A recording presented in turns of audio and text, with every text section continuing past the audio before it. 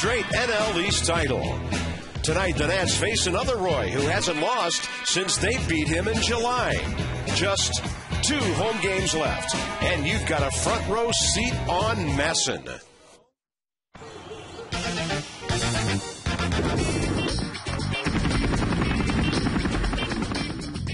It's a great day for baseball.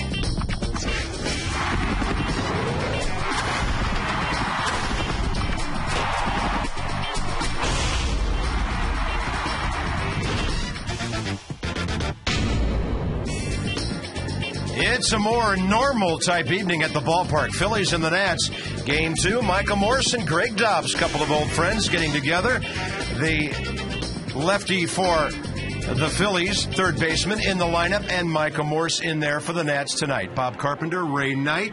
Different kind of night because now the Phillies have clinched. Their starter may go only 5 tonight, and the Nats need to keep winning some ball games, but they keep running into these number 1 type arms. Boy, they do. Hudson with Atlanta were able to get to him. Last night, Halladay low beat us, but Adam Dunn went deep twice. One of the bomb variety out there up almost to the red porch, then went into the bullpen as he really ignited the ball club that night with 5 RBIs. And Derek Lowe on Saturday just kind of did another job on the ball club with that slider that he's adapted since going to Roger McDowell for some help. And then last night, how good could you be?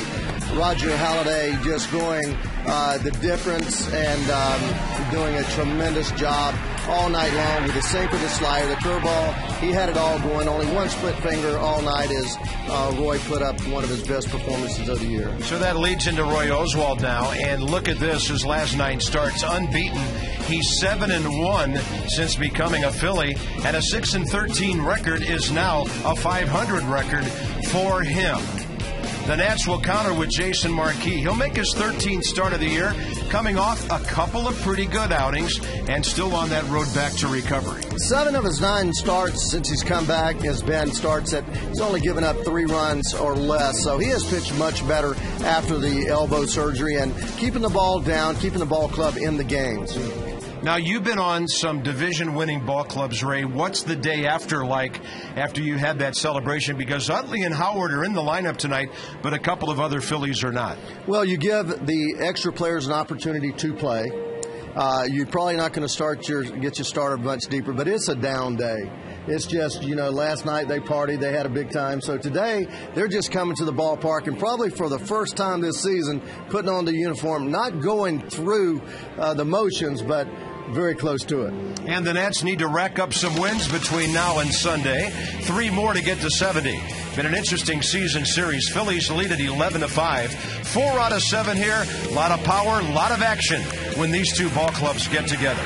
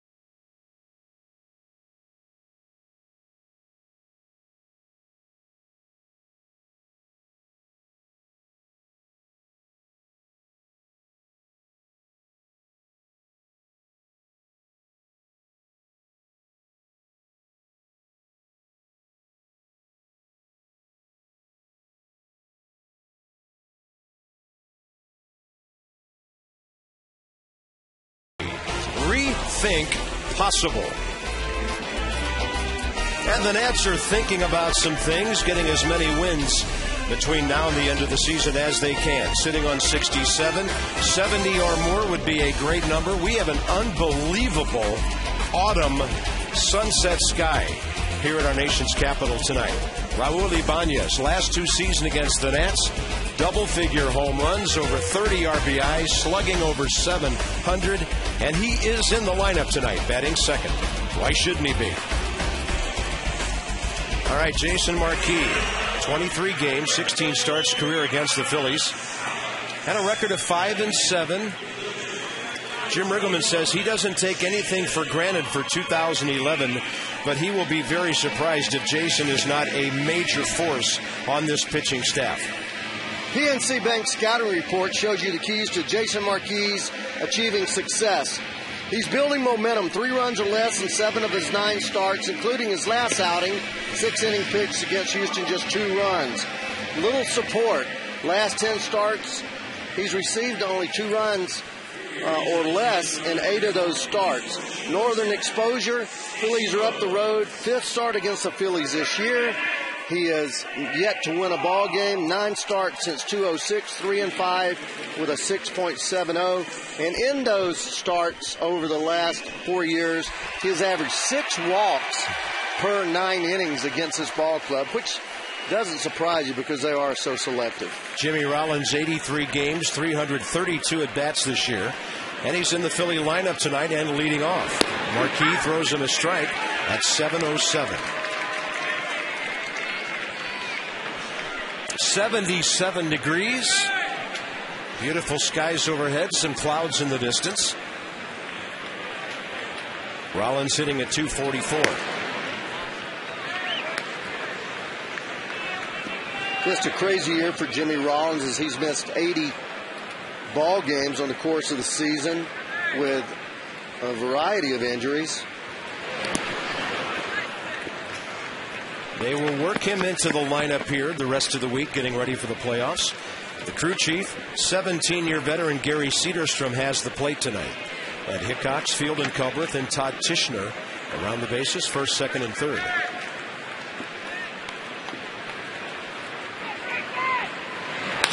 Rollins rips it. 1 hop. Good play, Espinosa. Certainly not an easy play on an in-between hop. Got his body behind that one. He's up the middle with the Desmond. It's Bernadina, Morgan, and Morse across the outfield. Alberto Gonzalez across from Adam Dunn. Ryan Zimmerman still out, maybe for the rest of the week. And Pudge is behind the plate tonight.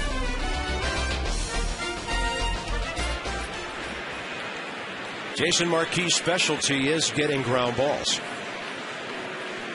Here's IBANEZ, who after doubling early in the ballgame last night now is in the top 10 in the league with 37.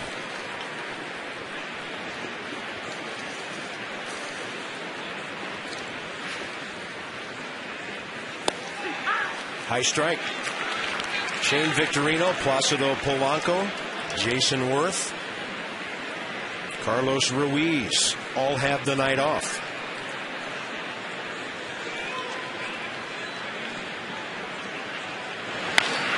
And a fly ball to center. Pretty well hit. Niger keeps going. Right at the wall. He has it. 2 well hit. Loud outs to start the game. Niger tracking the ball, just running along with it, finds the wall, accelerates, and makes just a nice, easy catch on a long fly ball.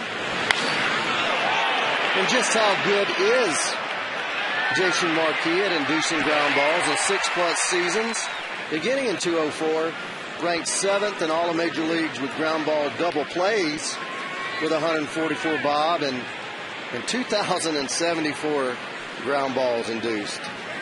A lot of ground balls. Chase Utley batting third for the Phillies. He's at 279. Phillies are 5th in the league in batting average. 3rd in runs behind the Reds and the Rockies. And 5th in home runs. Cincinnati hosting Houston tonight. And they could be the next team to clinch with a victory this evening in Cincinnati. They play chase to pull with Espinosa over there, not too far off of Dunn's right shoulder, giving the middle of the field on the pull side, right where the umpire's standing, and basically give him all the left field line. And a ball at Espinosa. Not the easiest of outs, but a 1-2-3 for Marquis to start his night.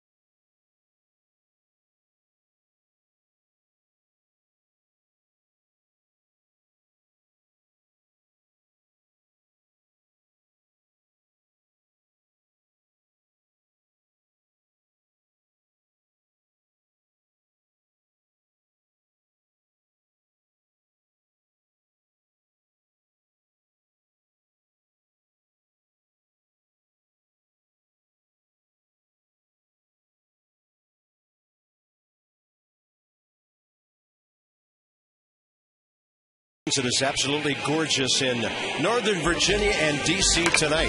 Here's the Nats lineup. Ivan Rodriguez back in the lineup. Pudge is hitting well against the Phillies. 378, a lot of extra base hits. You might notice Jim Riggleman has mixed things up tonight. Bernadina up to number 2. Danny Espinosa down to number 6. Bernadina is hitting 175 in the last month. So maybe some pitches at the top of the order will get him ignited. And here's Roy Oswalt, 5-3 career against the Nats. Interesting, a lot of starts against the Montreal-Washington franchise, but not many decisions. 16 games, 14 starts, only 8 decisions.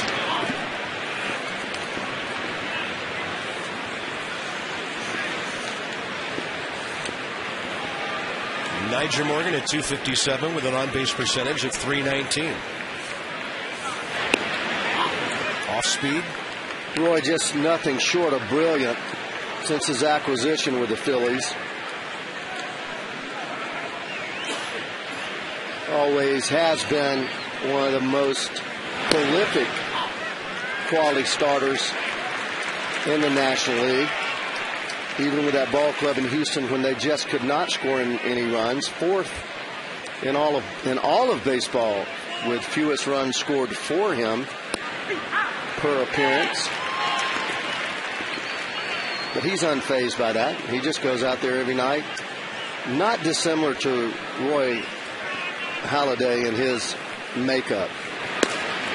Morgan looks it all the way in. It's ball 4, and he's aboard to start the game. PNC Bank Scouting Report is brought to you by PNC for the achiever in us all. Win them all. Phils have won each of Oswald's last 10 starts. He's 7-0 with a 1.4 earned run average over that span with 70 innings pitched. Streaking 9 out of 10 quality starts in his last 10 starts. Scoreless inning streak right now at 12. He's had 2 bigger than that, larger than that this year at 17 while he was with Houston. He has had 2 earned runs or less in 24 of his quality starts.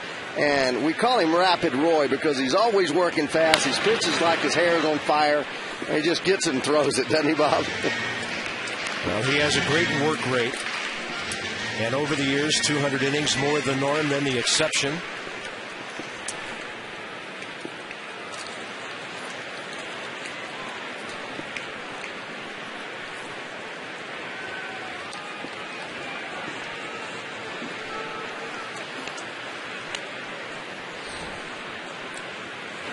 Bernadina strikes out. Roger really struggling. That's his 89th strikeout. Phillies defensively, top 4 in the league. They have some unfamiliar names in the outfield like Ben Francisco and Dominic Brown tonight. Greg Dobbs, usually a late-inning pinch hitter, as the third baseman. And former Nat Brian Schneider behind the plate. Jimmy Rollins up the middle with Chase Utley. It'll be interesting to see how he plays defense, Ray, as much as it is how he gets around the bases. Well, he was MVP of the league 2 years ago, and just no better player in the game. And he has just been besieged by injuries the last 2 years. Great jump by Morgan, easily in there for his 34th stolen base.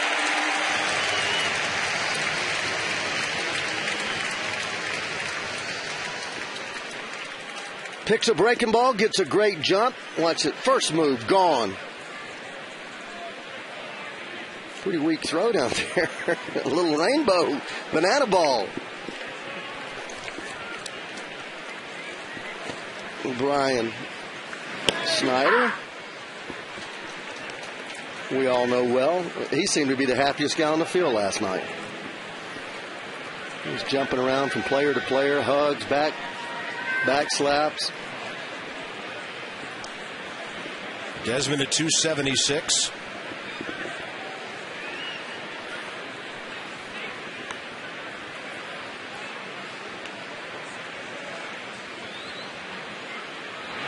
Up the middle, Oswald stabs it, and Niger is caught. Rollins throws it away. The Nats get a break, and then they got a bad break. That ball was just a foot or two from going into the Phillies dugout, or Niger would have scored, and Jimmy Rollins will get on the fielder's choice, a throwing error. Ball hit back hard up the middle. You got to let the ball go by the pitcher. Niger commits himself, but if you're getting a run down, no harm done, because the batter runner can get to second base, but Rawlings trying to get over there kind of gets the ball in the end of his fingertips and just could not control it. Now remember, he hasn't played at all in about a month.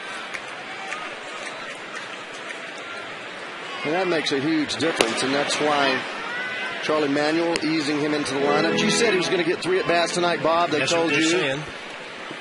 3 at-bats for him and 5 innings for Roy Oswalt. Adam Dunn with a great chance to add to his 101 RBI total. He will bounce it. Fair ball. A run scores. It's as good as a sac fly, and in some cases better, because both runners move up, and the Nats take a 1-0 lead on Dunn's 102nd.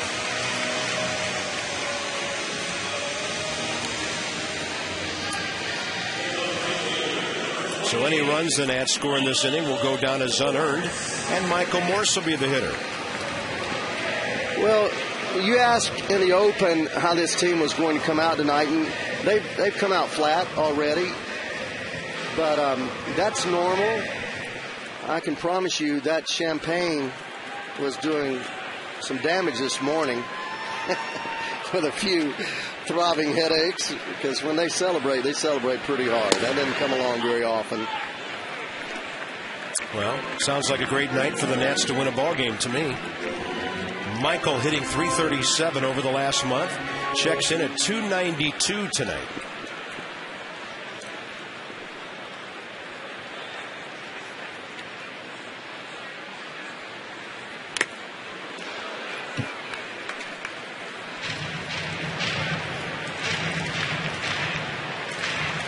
I don't imagine Roy did a whole lot of celebrating last night, knowing the way that he prepares.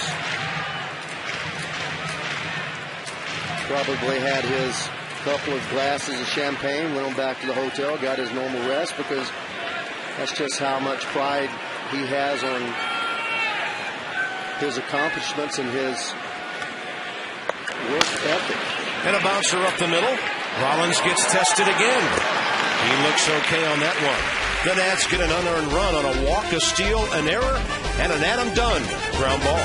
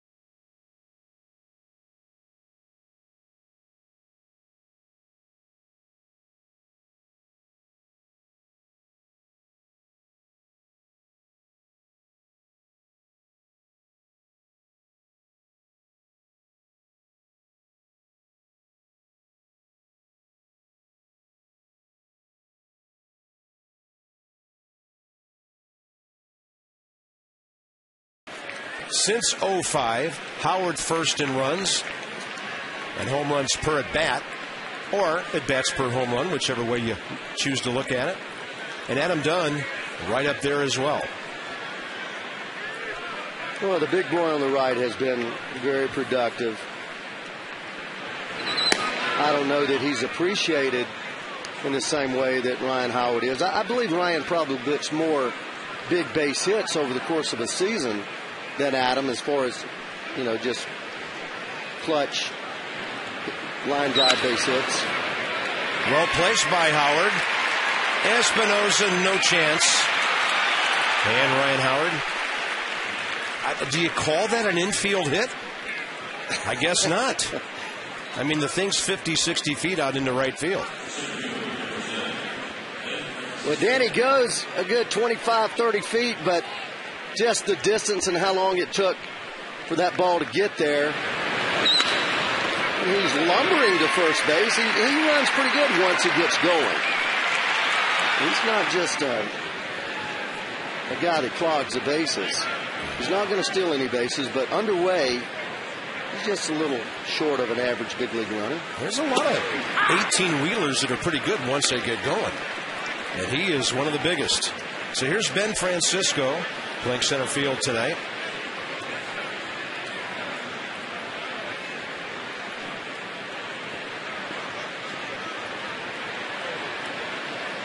Francisco, 28-year-old. They got him from Cleveland in part of that 6-player deal with Cliff Lee last year. He was with the Indians for 3 years, hit .250 there last year, and then came over to the Phillies and hit .278 in 37 games. He's from Southern California, went to UCLA, and the count's 0-2.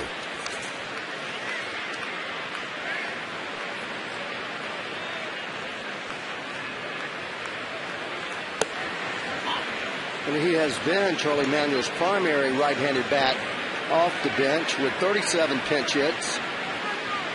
Only Greg Dobbs and Ross Glode have more pinch hit appearances. Ross Glode, 64 pinch hit at bats. Greg Dobbs, 48, and then comes Francisco with 37. Getting Francisco, Brown, Dobbs, Schneider all at bats tonight. That was close, right on the borderline. Ed Hickok said no swing at first base.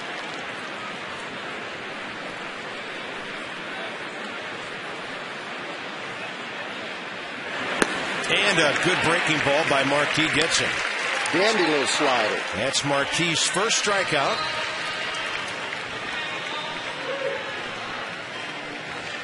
Well, he starts it right up under his knees and works it down to the top of the plate.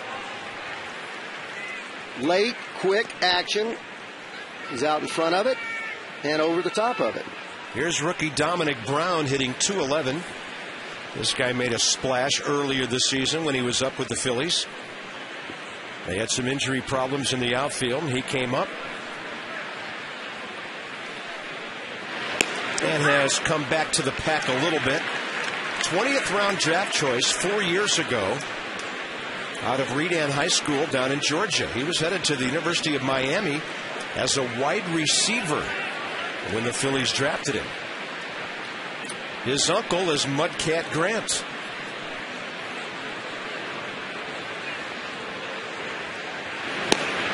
And Marquis got some swing and miss stuff going right now. The slider has actually been good since he came back. His problem was getting the fastball down and getting the late movement on that sinker. But it's continuing to get better and better, and he's showing the signs of being the pitcher that the Nationals signed him to be. Way inside, it skips, and Pudge picks it.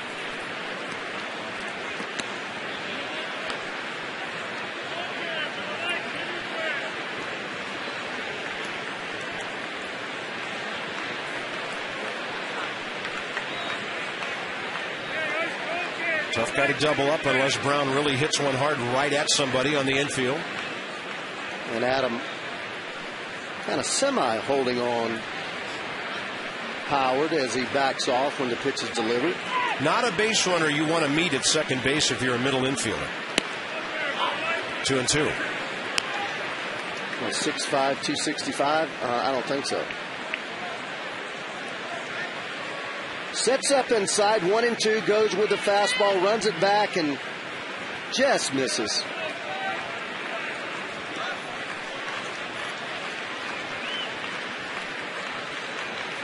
Going back in there again. That time with the slider.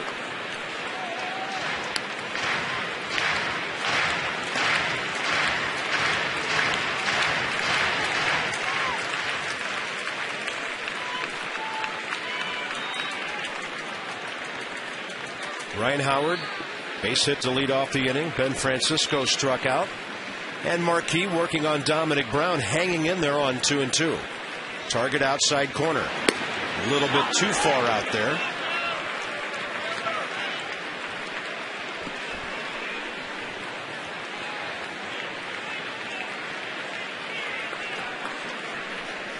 See if Charlie rolls the dice and sends Howard 3-2. I guess he probably will. Doesn't. Swing and a miss. Another strikeout for Jason Marquis. Not going to get anybody hurt in this part of the season. You're going to see Charlie play it very conservatively. Again, the slider, and watch the tilt. Wow. Going straight down. Almost more like a curveball type action. But you see him going right down the seams. You see the little bit of tight rotation there, moving down and underneath the bat. You're right, Bob. He's got that thing working right now. One more footnote, Ray, on the Phillies. They have an off day Thursday like the Nationals do before they go to Atlanta. Roy Halladay will not pitch against the Braves this weekend. They're going to hold him out. He'll throw his regular side sessions and all that, and he'll be ready for whoever the Phillies play in the playoffs. Yeah, I talked to the Phillies announcers, and they've already set the rotation. Halladay, Oswalt, Hamill. It's a surprise of no one. Greg Dobbs is hitting 190. Up until last year, one of the best pinch hitters in the league. It's one of the reasons they went out and got Ross DeLode, so they have two good bats from the left side.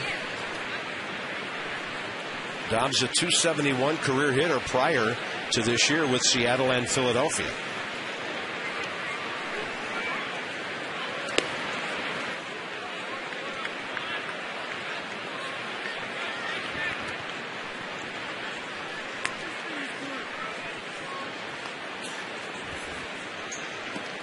Braves pulled one out last night in extra innings, winning 2-1, and what else is Padres lost 1-0 to the Chicago Cubs and Carlos Zambrano. Yeah, so the Braves half game ahead of the Padres.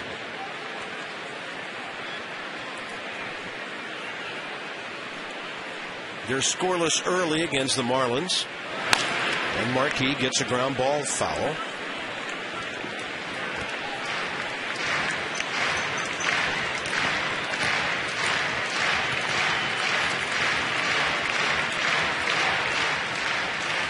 Edinson Volquez, by the way, gets the assignment for Cincinnati as they try to clinch tonight.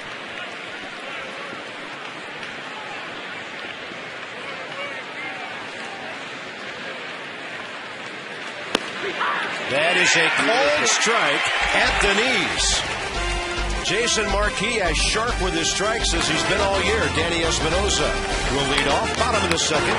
He's in the number 6 hole tonight, trying to make something good happen.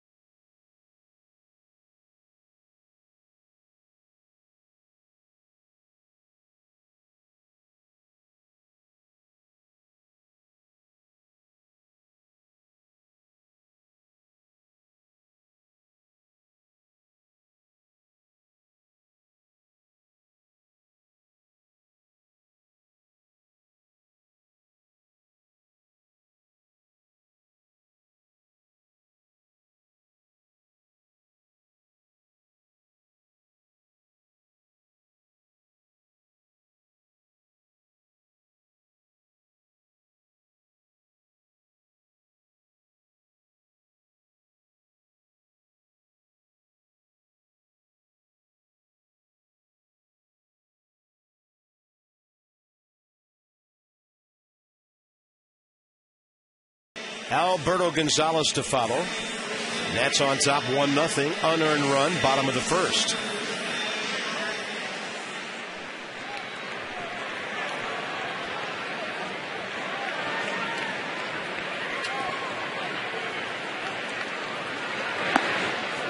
Ray, you managed, of course, at this level. Talk about moving guys around in the lineup to try to get them going. Is it tougher for a guy to get sent down lower in the lineup, or does it take some of the pressure off that maybe he was feeling in the 1 or 2 spot? I think it definitely takes pressure off. It also gives him time to settle in the game. When you're right there first out of the bat, leading off, tremendous amount of pressure, not only hitting in the number 1 spot, but getting right up there right into the game and trying to get something going. So Danny, I like him hitting in the 6th or 7th hole. You know, he had some good games leading off, but it is a tremendous amount of pressure when you're up there trying to get that offense jump started. So he's going to get just as many at-bats down there, and they'll pitch him differently. He'll get more fastballs in that 6th hole that are hittable. They seem to work him in the 1 hole just mostly fastballs away, but there'll just be situations sometimes with runners on base that their concentration won't quite be as acute. High in the air out to center for Ben Francisco. I never really worried about where I hit. I actually led off my first year for a little bit for Dave Pavlicek in Sioux Falls and hit 3rd most of that year, but hit 2nd in Double-A, and then anywhere from 3rd all the way to 8th. When I got to Triple-A, I hit an 8 hole for 2 full seasons, and that was the toughest place to hit, because obviously ahead of the pitcher, where they can throw you breaking balls 2-0, 2-1, a lot more patience needed in the 8 hole. Not dissimilar from the 1 hole in that you have to be patient, but in the 1 hole, they're not going to want to walk it. In the 8 hole, they don't worry about it too much. And it's always been, for me, the toughest place to hit in the lineup. And that's why I thought Desmond did such a great job early when he was hitting 8. But you see how much more consistent his offense has been since he's moved up in the lineup. Looked to me like Pudge was surprised by that strike call. Thought it was well outside, 2-1.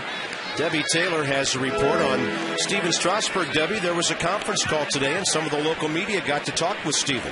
That's right. Stephen gave us an update on how he's doing. His cast has been removed. He's working on his range of motion, has almost all of it back, and he's working out every day to get stronger. He admits, though, that it's been a tough process every day. He said, too, that he has baseball withdrawal. He misses his teammates here at Nats Park, but he looks forward to continuing to be patient and just working to get back out on the field. Bob? Thank you, Debbie. Now, Ray, talk about exactly what range of motion means. I mean, he's obviously not throwing, so what does that mean for somebody that quickly after surgery? Well, range of motion is where, just like when you go and you do a lying on your back and you try to touch, you raise up and you try to touch your toes. Sometimes when you have adhesions in there in your hamstrings or anything like that, you're not able to get to that place that you normally are. In your shoulder, the range of motion is when they start to stretch him, he reaches a point to where it just won't go any farther. And it's either because of swelling, weakness, or scar tissue, and or fluids in there from the swelling. So once you're able to stretch that out, get it stronger, then you have complete range of motion. Sounds like step 1 in a long process. After 2, Nats lead 1-0.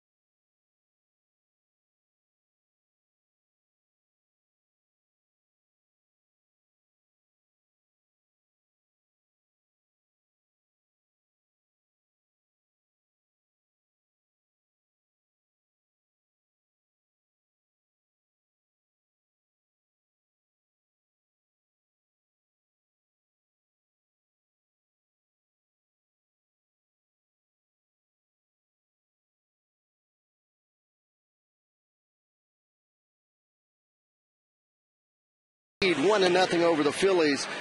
Jason Marquis throwing the ball exceptionally well in the second inning, striking out Francisco on a nice slider. Great bite, coming right back and getting Dominique Brown on a slider down underneath his hands, and fastball to Dobbs. Nice sinkage. Just locked him up there. 3 strikeouts, throwing the ball exceptionally well. Yeah, some of the best movement stuff we've seen him with. He'll take on Brian Schneider, Roy Oswalt, and Jimmy Rollins, top of the third.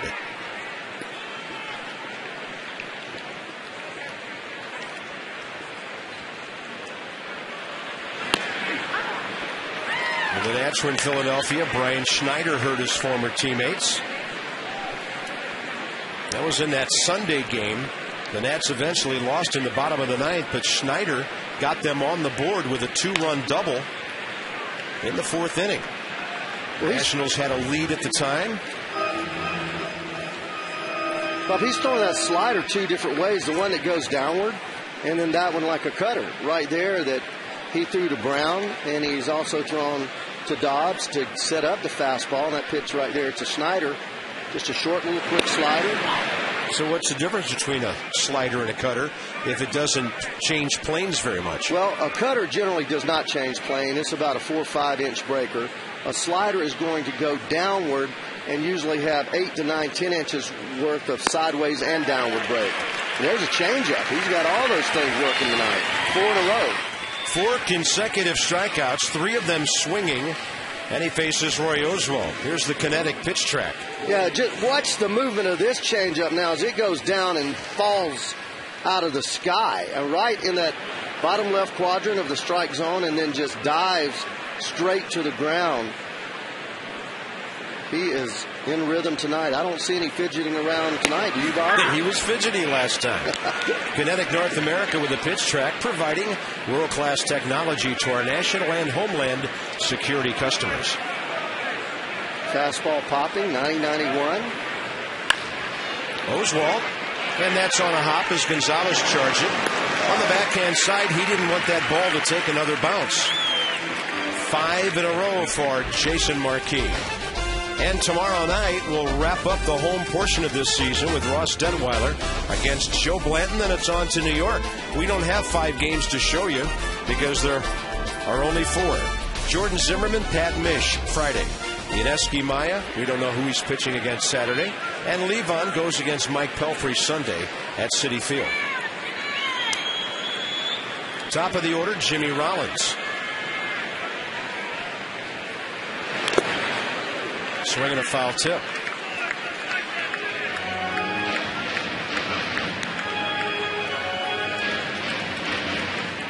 Well, Jason is not chopped liver. I know he had a tough year early, but 15-game winner last year, 15-game winner back in 2004.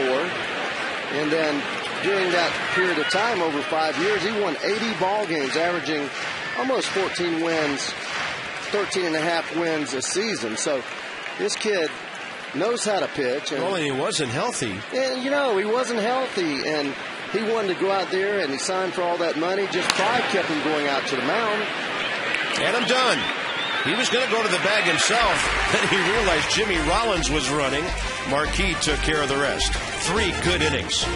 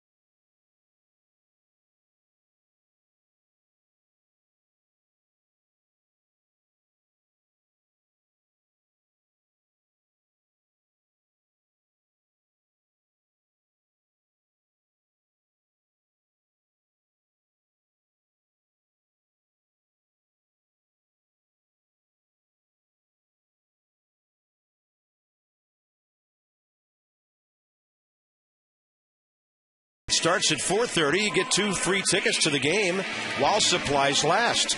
2 free tickets behind a dugout for test driving a Ford Fiesta at Nationals Park at the corner of 1st and N Street. Bring the car back to get your tickets. The new Fiesta. Looks like Nationals red. What do they say? Ford, drive one. We can do that tomorrow. Bottom of the 3rd, Jason Marquis, good hitting pitcher, leads off. 2 hits, 2 RBIs on the year. Oswalt throws him a good hard fastball, 1-1.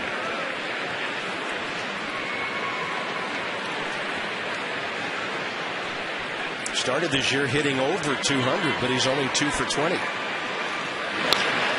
And he'll guide this one to Chase Utley. Now 6 in a row for Roy Oswalt. And he hasn't given up a hit yet. Nationals scored in the first when Morgan walked, stole second. Was in a rundown between second and third on a bouncer by Desmond. Jimmy Rollins threw the ball away. And then Adam Dunn drove him in with a ground ball.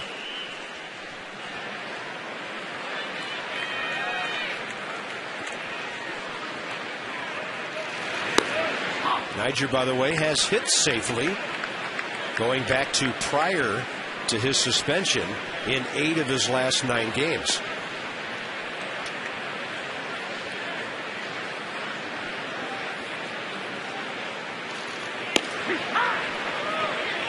Boy's numbers are incredible since he came over to the Phillies. The Nationals being the only team, as you mentioned, Bob, to beat him in his first start with the Phillies. 7-1, 1.76, 76 innings pitched, and this is amazing. Just 49 hits, and right now 79 innings, right at 79 innings pitched. 19 base on balls, 69 strikeouts. He has thrown 3 one-hitters this year, 2 in the month of September. And there's bullet points that are always underneath starting pitcher's resume for the season, and he has about 25 of them. Lowest road under an average of any starter in the majors this season. I'm not even going to start reading because there's so many. Well, and the thing is about pitching in Houston, not an easy ballpark in which to pitch. Your road ERA is going to be better, but the best in baseball, that's saying something. Niger's got a full count, and he's going to walk again. Ryan Schneider didn't come close to throwing him out the first time. So the Nats may be trying to run their way to another run here as we check in on trivia. Which pitcher has the most shutouts all time? Well, I'm pretty sure it's not Roy Halladay, who only has 19. I would have to say Cy Young, since he has all those wins, wouldn't you? You would think so. Gosh. Or maybe, Walter Johnson. Yeah, I do believe I read that somewhere. I've been reading up on this stuff a little bit more, Bob. Yeah? Since you were nailing me. Nailing. Well, I wasn't giving you any help. I was carrying the ball club early, and now you're doing your job. Just chipping in every now and then. Well, Walter Johnson sounds good to me. Hey, if Niger can incorporate base on balls to his offensive repertoire or his offensive strategy, then that leadoff spot's going to look. He had a good jump. Like it's something that he can hold on to. And I don't know if it's because he heard the foul ball or maybe heard the umpire holler foul. He did slide feet first into second base, which we wish he would do all the time. He started the season that way after breaking his hand last year, but he's gone back to the head first slide. 0-2 to Bernadina. Sometimes this is a good pitch on which to run. Now the Phillies could pitch out, but a lot of times 0-2 is a breaking ball that's off speed, and in many cases in the dirt.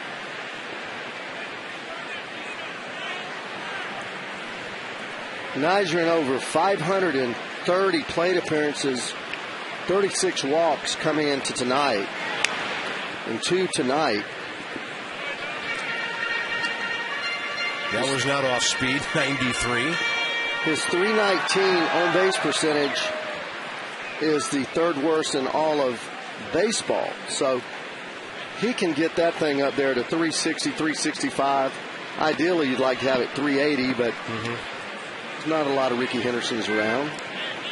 He was on there 40% of the time, as was Pete Rose, Willie Wilson. Morgan's on-base percentage last year with the Pirates was .351.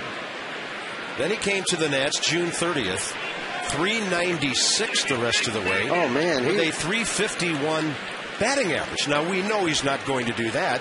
Nobody is. But .360 to .380, Washington would be happy with that. Roger Bernadina pops one up, short left center. Jimmy Rollins for the second out of the inning. Ian Desmond, big hit, 7th inning, Sunday, against the Braves, going right up the middle, but hitting the ball hard. Those are RBIs, number 63 and 64. And that's why Debbie called him Mr. Clutch. He's done that time and time again with 2 outs, oftentimes with 2 strikes, shortening up and taking that ball right back up the middle or between first and second. Line drives over second. Now the Phillies, of course, Ray, with 2 outs, really think Morgan's running. And just to get back to Niger's history and the complete body of work, in his minor league years, which he ended up playing 723 games, actually 513 games, he had a .370 on-base percentage in the minor leagues, and coming into this year, .362, so he's just had one of those years that he hasn't been able to get on as consistently as he has throughout his career. This may sound strange, but I may have his formula for success. Tell it to me. Get on base more, run less. Well, that could be true. 6-4 on that fielder's choice. We'll explain all of that next time he comes up. 1-0 Nats.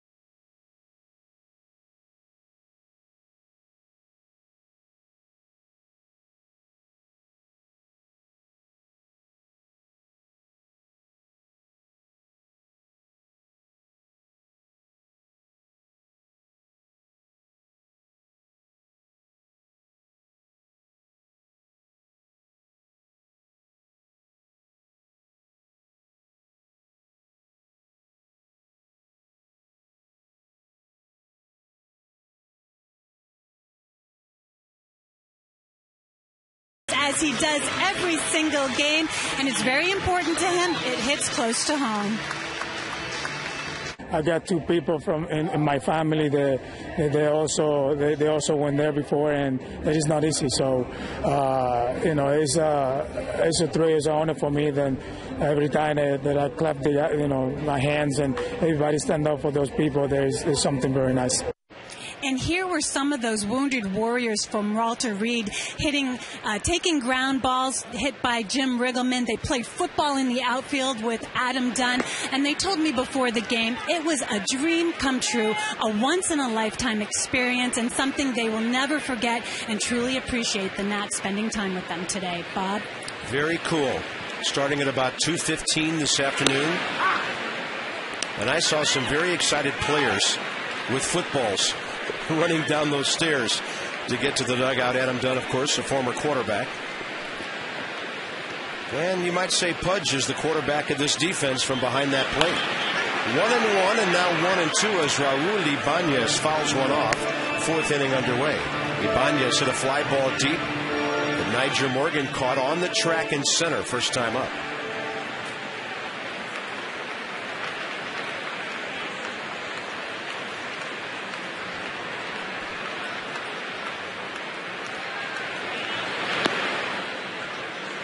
Cincinnati, by the way, scored an early run at home, and then Houston got 2. 2-1 Astros, 3rd inning there. Could be a bunch of clinchers tonight. Cincinnati, by the way, leading the National League in runs scored. Yeah, with that one they scored tonight, 766. That's a lot of runs. The Rockies are at 755, and the Phillies 739. Nationals at 648 with the run that they have played it tonight. And that's 12th in the league out of 16. Ibanez hurts the Nats again. This is a game-tying home run. What is it about him and the Washington pitching staff? Bat him 6th, bat him 5th, bat him 2nd. Doesn't seem to matter.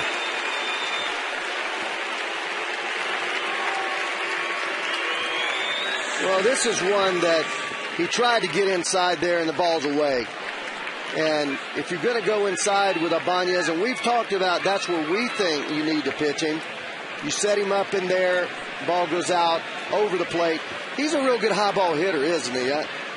I didn't realize that when he was over there with Kansas City and Seattle. Most left-handers like the ball down, but he doesn't miss very many balls up there above thigh high.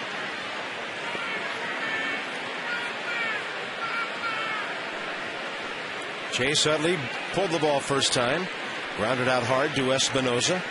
Marquis has given up 9 home runs now.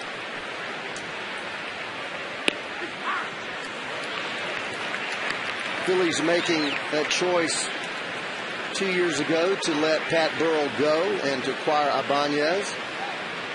And quite a coup for that Phillies organization. Saw Ruben Amaro up here in the press room earlier tonight, the general manager for the Phillies, and he had a big old smile on his face.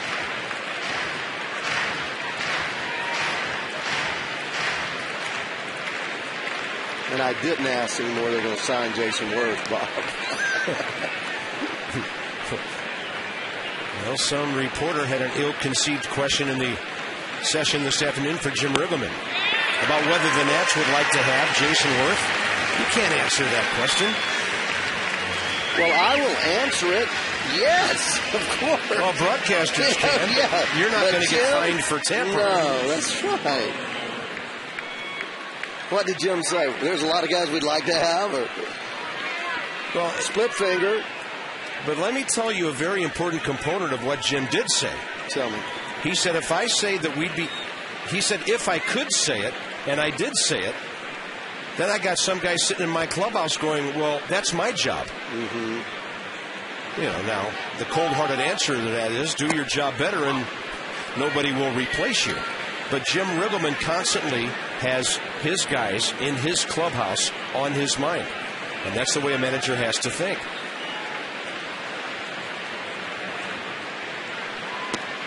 Well, there is an idea that floats around out there. If you're a player's manager, you're soft.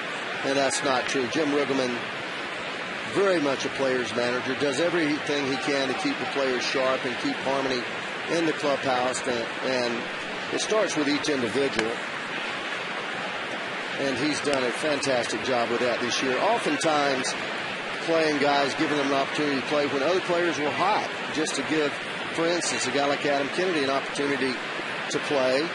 Adam coming over here thinking he's going to get to play every day, and with the Guzman situation, that didn't pan out. Well, the Nats have been playing Ryan Howard too much to pull 2 consecutive times.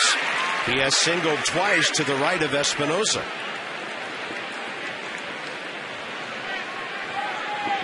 Well, if you hit it hard enough, and that's what Ted Williams always said, I don't care how many people are playing over there. If I hit it hard enough and get my pitch, I'm going to still hit 350. Meeting at the mound, Rodriguez and Marquis. 8 o'clock in our nation's capital. And it's a 1-1 ball game with RAUL IBANEZ leading off, homering, tying this one. Bob Carpenter, Ray Knight, Debbie Taylor, Masson, HD. Ben Francisco struck out swinging, first time up. Jason Marquis, 4 Ks through the first 3 innings. A strikeout in this inning after the Ibanez home run of Utley.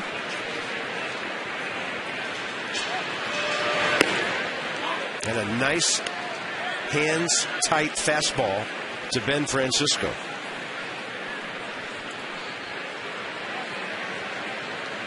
Marlins have a 3rd inning run at Atlanta.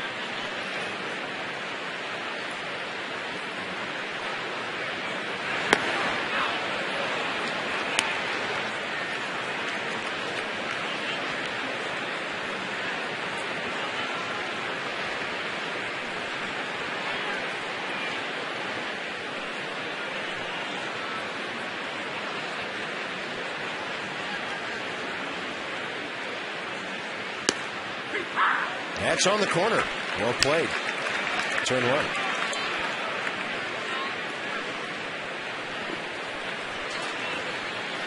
See if he's a little generous on this pitch. That there, it touched the box. Strike. Perfect pitch. 2-0 now. And when you have 5 strikeouts in the 4th inning, you're going to get that. That's well hit. Base hit. Ben Francisco, 2 on, 1 out.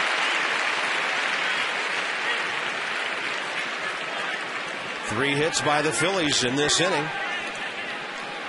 Last game here tomorrow.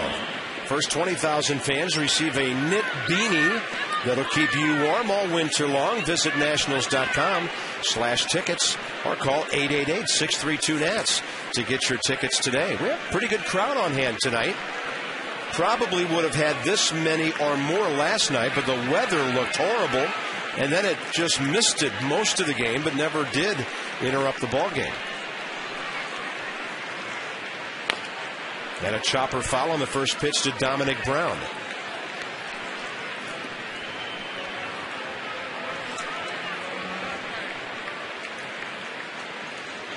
Defense for the Nationals, Desmond cheating way up the middle, playing Brown to pull. Gonzalez way off the line.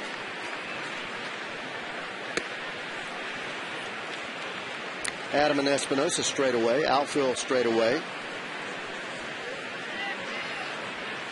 It was interesting, Ray. We were talking about this a couple months ago. When Jason Worth was having a good year, not a great year. He was injured. Dominic Brown came up like gangbusters from AAA. And they were talking about, well, they don't have to sign Jason Worth next year. Look at this guy. I think there are some different things going on now in terms of that mindset. Well, I'm not sure that Jason Worth is not the best all-around hitter on this ball club over the last 2 years. He has just been able to do so much for this ball club as they are left-handed bat dominant with Howard and Utley. And they have the versatility of Rollins and Victorino switch hitting. Right. Both of them being a little bit better from the left side. But I don't, 30 years old, it's hard for me to see a Jason Worth leaving a ball club like this, because they're certainly not going to replace him with 30 home runs and 100 RBIs. Adam Dunn got a piece of it. After sending the runner, now they hold him and safe at third. Sam Perlazzo was sending Ryan Howard. Then he got about 40 feet down the line and stopped him, and Howard just got back. And that ball off the glove of Adam Dunn. Bases loaded, 1 out. Yeah, I actually thought that there was no chance to throw him out at home. This ball inside, ripped. Adam getting up as high as he could, just barely not being able to come down with that ball. Great job by Espinosa there, but he's halfway down that line, and great throw by Danny. But again, with one out, a guy like Dobbs, who has been able to feast off of right-handed pitchers in a pinch-hitting role in the past, getting a chance to play. Struck out looking first time. And this is where Marquis and his sinker come into play. Especially down and away from a left-hander. Breaking balls down and into a lefty can be hit very hard, if not perfectly placed.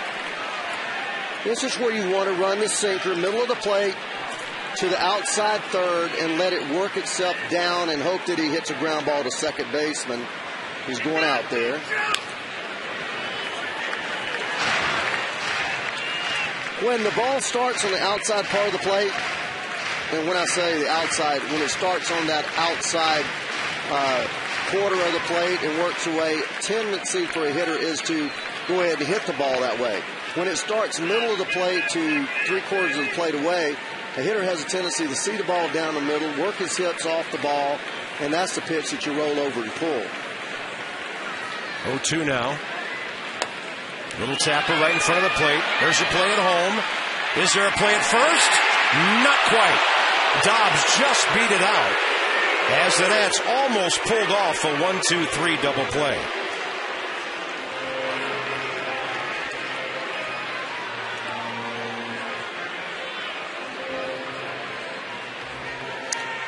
Good job by Jason getting off the mound here and giving him the shuffle to home plate and giving Pudge at least a shot to make that play at first, and it's very close. I'm not sure about that. Let's see.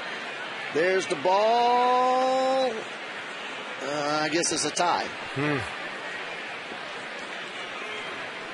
Now, had that ball been thrown down, Adam could have stretched forward, caught the ball out there about 8-10 inches and 8 feet in front of him. Yeah. And then he would have been out. But because the throw sailed, he just had to stay there and reach straight up. Brian Schneider, a check swing, strike one. No pitching around the number 8 hitter here. Schneider struck out swinging first time. So Marquis has given up 4 hits in this inning.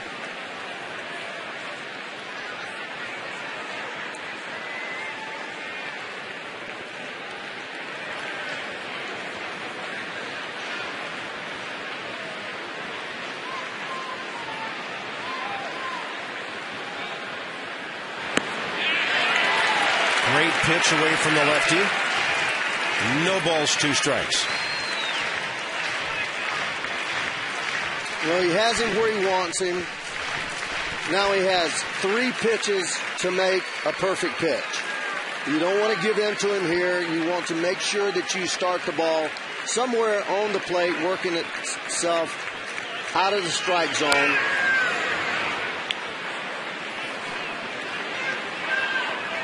I don't care if you have to take the 3-2.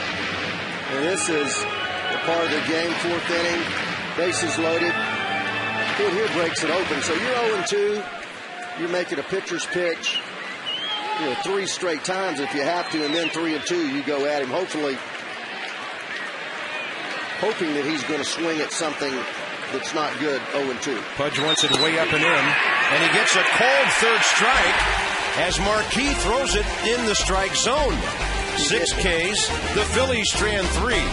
That wasn't too far up. That was a perfect pitch.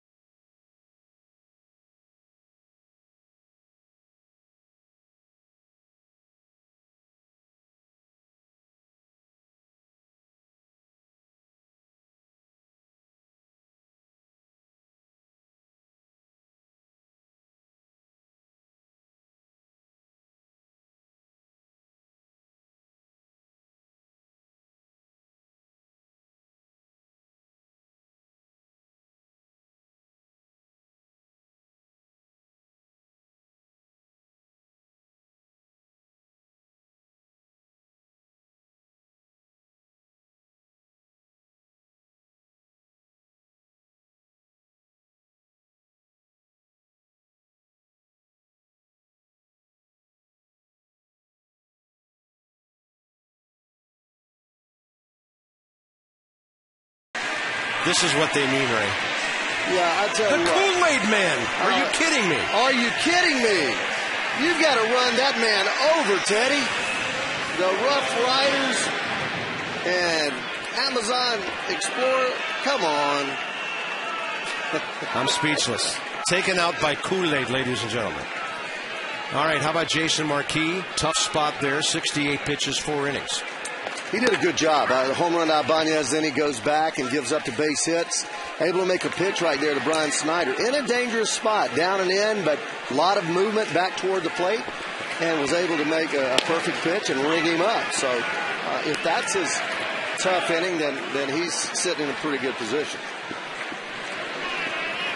Adam Dunn, RBI ground ball, first time, 102 RBIs. Adam Dunn, in his career, has hit 4 home runs against Roy Oswalt. 20 for 80 and even 250 batting average.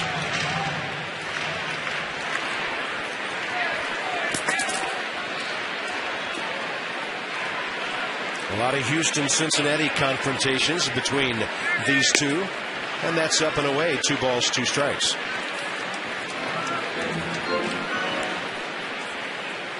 There it is, and an RBI tonight.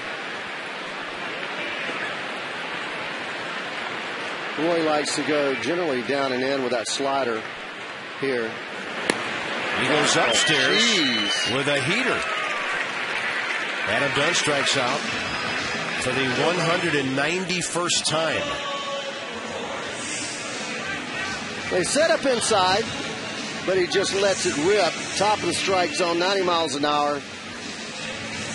And that's one pitcher that his 90 looks 95. He jumps at you, throws the glove out there, flares it. A lot of kind of herky-jerky type movement.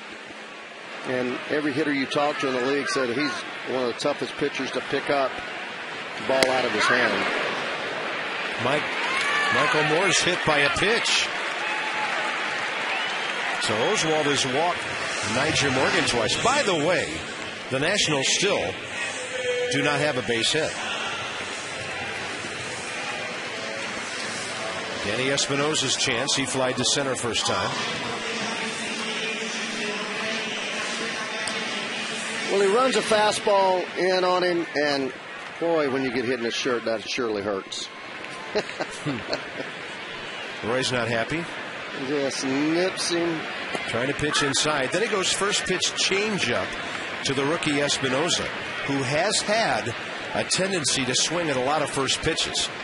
Well, the last time Roy pitched against Adam in Houston, struck him out 3 times on sliders down and in underneath his hands. And it just shows you the command and the depth of his pitches, the number of pitches that he has when he's able to strike him out on a totally different type pitch, fastball up and out away from him.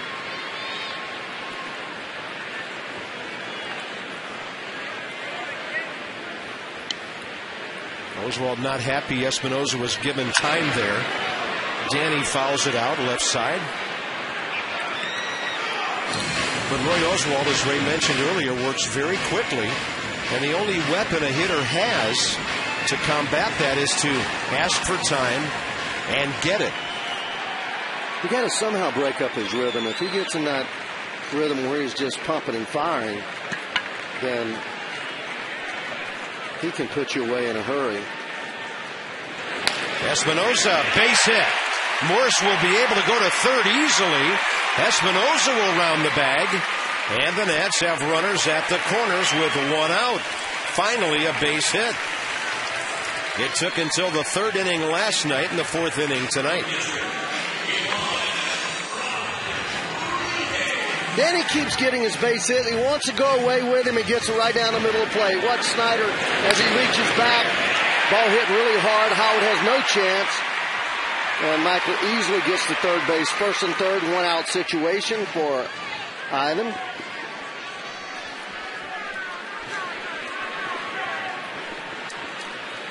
Here's Pudge, who lined out hard to right first time. Dominic Brown has a good arm, and he's playing about 10 feet shallower than normal. And Pudge scorches it, but that looks like a 6-4-3 double play. Espinosa went after Utley, but he just didn't have time. And Pudge Rodriguez has hit into 25 this year.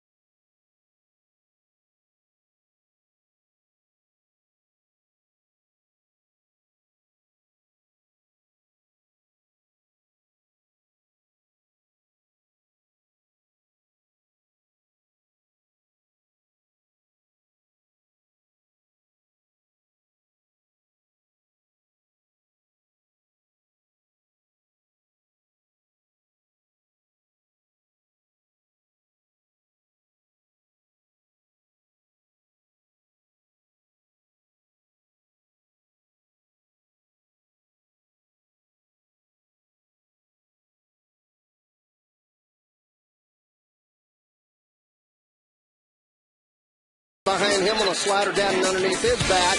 He strikes out Dobbs looking with a fastball. Then Schneider comes back with a fastball away, or actually that was a changeup. Another changeup to Utley. Right down the middle there. So Marquis, 6 strikeouts, a run on 5 hits, facing Oswalt leading off top 5. Season high Florida on 9-11 with 8 strikeouts. He has 6. His high 13 August of 01 at Milwaukee while pitching for the Braves. And a Oswalt chopper. Fair ball picked up by Gonzalez. Marquis hits the dirt, so the throw doesn't hit him.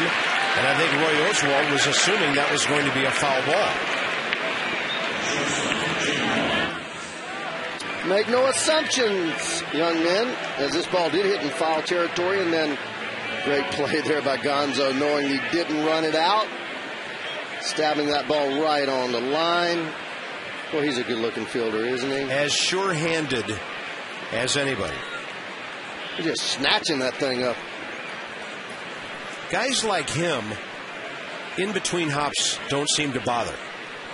Because he's got the really smooth, soft hands. And a deadly accurate arm. Top of the order now. Here's Jimmy Rollins. Could be his final at bat of the night. He's pulled the ball twice to Espinosa and Dunn. 0 for 2.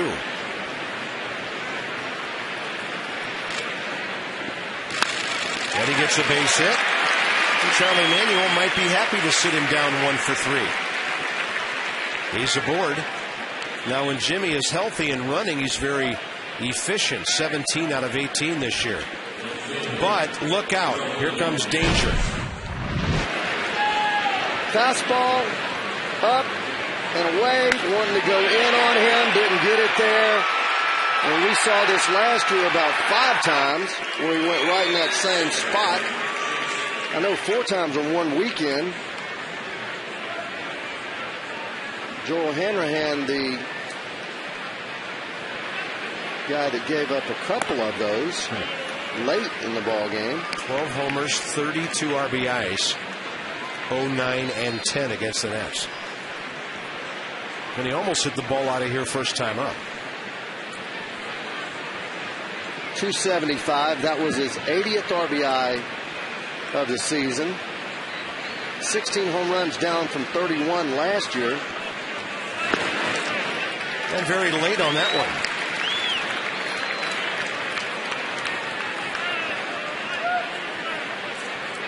IBANEZ against the Nats this year, 4 homers, 11 RBIs.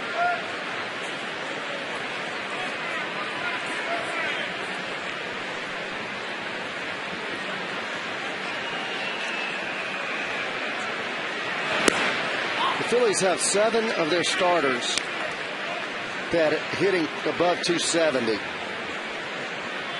with the exception being either Valdez, who replaces Rollins, hitting 257, but he's had some key hits, and Rollins, with that injury-riddled year, hitting 244 coming into tonight. IBANEZ breaks his bat. Gonzalez, that's Desmond. And the Nats can't buy a close call at first. That was interesting. Desmond was closer to the bag than Espinosa, so that was nearly a 5-6-3 double play. Yeah, great job, Justin, knowing what your responsibility is. Gonzalez, great throw. Desi, nobody near him, gunning the ball over there, but IBANEZ just did not hit the ball hard enough and running right out of the batter's box. It doesn't matter if they've clinched. Here's Utley 0 for 2.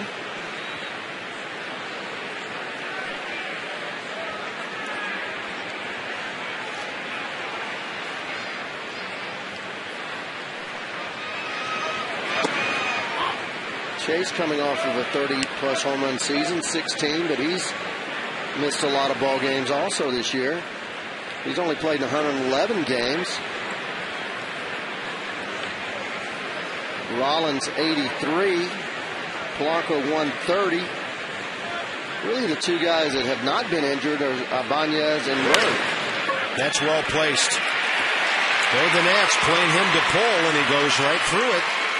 It'll be first and third, 2 outs with Ryan Howard coming up. I think you have to play him straight away. I know he hits a lot of balls in that hole, but he also hits the ball where it's pitched. And, you know, he's got such a... He has such a short, quick stroke. Then you allow balls that aren't hit hard get through the infield. One thing that you do when you overplay and you play pull, you're expecting the guy to hit his hardest ball right in that spot. Well, that's generally a mistake. What you don't want to happen is for the pitcher to take some sting out of the bat and hit a ground ball like that and get through the infield when he's made a good pitch.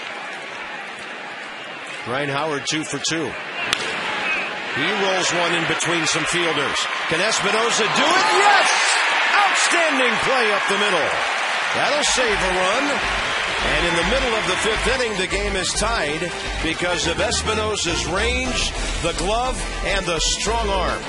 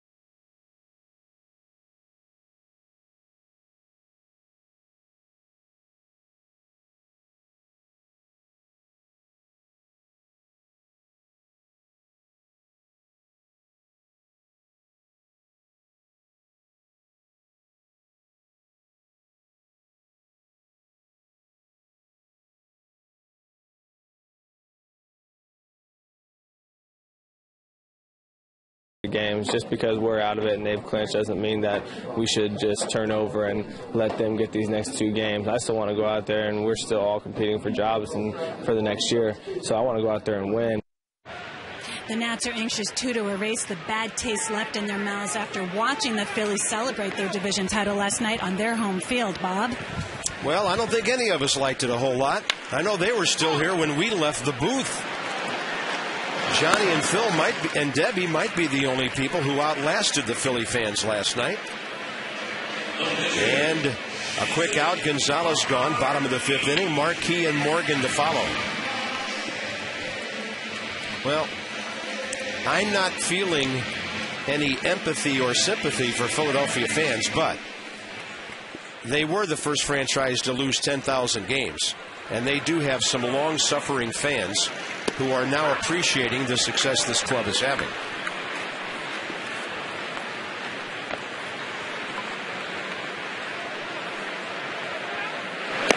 They had some very good ball club in the late 70s and 80s, but this has been their real glory over the last 4 years. No time in their history have they ever been this dominant. Well, you know, this shows you how hard it is to get to the World Series. The Phillies have been to 3 of them in their last 17 years, 93 and then the last 2 in a row. There was 83 and there was 80, but before that in their entire history, nearly 100 years, they had gone twice. Yeah. I mean, it's hard. And of these 7 they've now been to, they've only won 2. 1980 against the Royals and 08 against Tampa Bay. I mean, they went till 1980 before winning a World Series. That ball out into center. Utley can't get it. And Jason Marquis has a base hit, his 3rd of the year. All right, is it Cy or is it the big train? The most shutouts all time, or did we both miss? No, I don't think we missed. It's one of the 2. It's the big train, Walter Johnson. 110 shutouts. Wow. Part of that Ring of Honor. Right next to Harmon Killebrew, who we had here last week. Top of the order, Nigel Morgan. 2 walks, a steal, a run.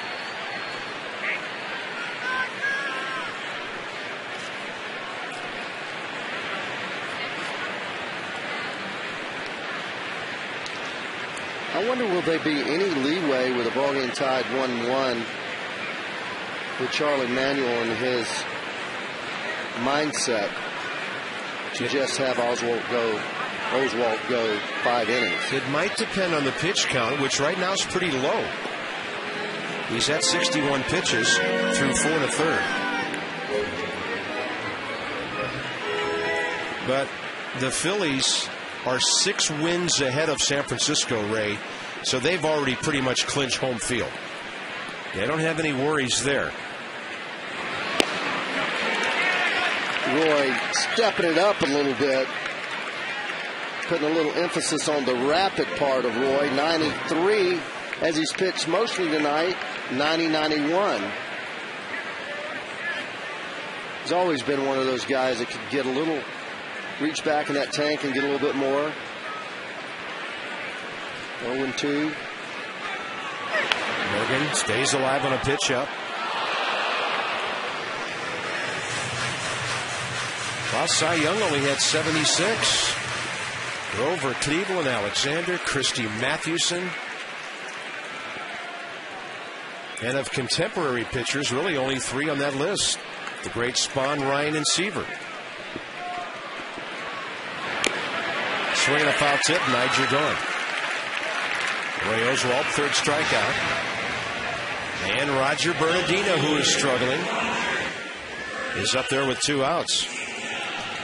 Well, what separates the great ones from just the average ones, the ability to find something extra. Nigel worked 2 walks there, no chance on the fastball as he blew that thing by him at 94, Bob, so he notched it up 1 more click. Change up.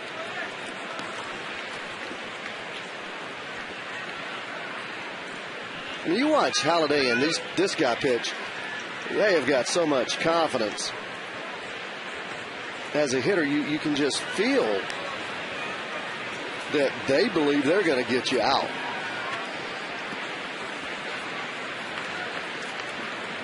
Improved his record to 13-13 after what was he, 6-12 when he went over there? Something like that? 6-13. 6-13. Well, you're right, 6-12. One loss in Philly. 7-1 with a 1.76 ERA in 11 starts.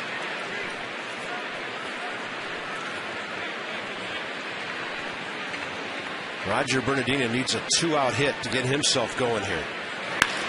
He hits it hard on 2-0, but Rollins is there.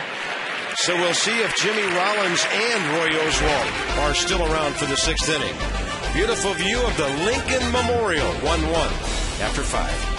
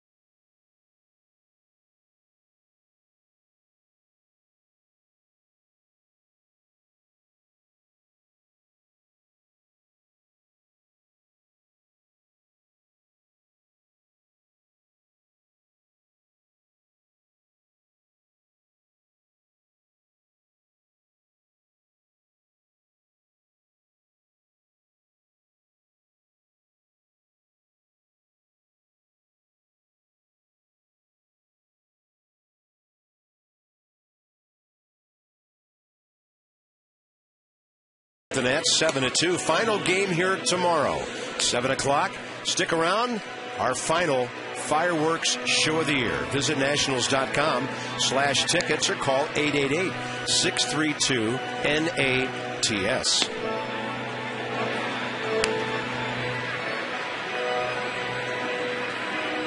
It'll be stunning.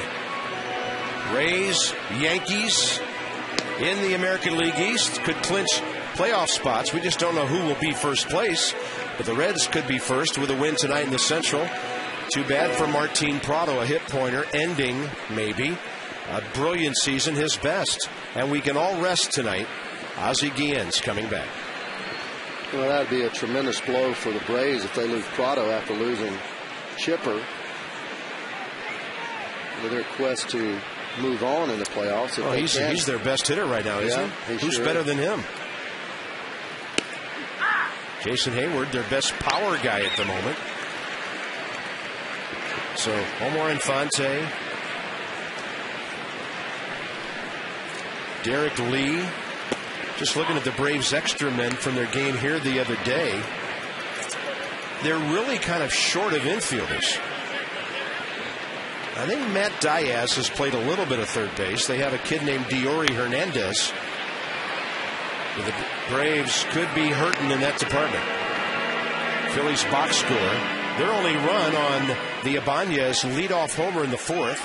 Howard, 2 hits. Jason Marquis did a good job with a ground ball and a strikeout of getting out of that bases loaded jam back in the 4th. But they have Brooks Conrad that can play third for them. Yeah, switch hitter. Well, Danny Baez is throwing. Yeah, it looks like. Probably indicates Roy Oswalt is done. He's at 67 pitches in 5 innings. Ooh, that's a good hard sinker that just missed on 2-2.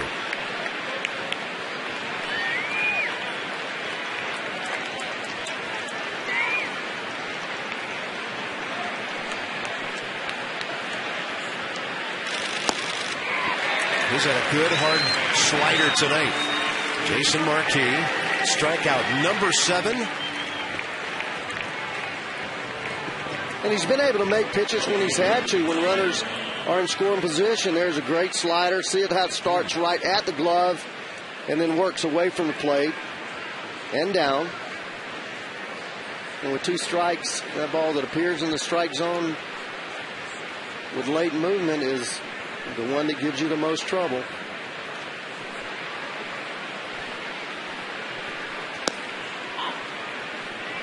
Took a little off of that, had a lot of movement on it. I mean, his first 3 starts of the year, his fastball was straight. Then when he came back, his next 2 starts after being on the DL, his fastball was fairly straight. Now he's starting to get that sideways movement. Downward, sideways, great sinker, a lot of ground balls, real heavy, hard to get the ball in the air. And the one mistake, big mistake he's made tonight was up in the top of the strike zone to IBANEZ, and that's what they do to sinker ball pitchers when they throw the ball high, because the ball doesn't sink. It just stays right on that same plane.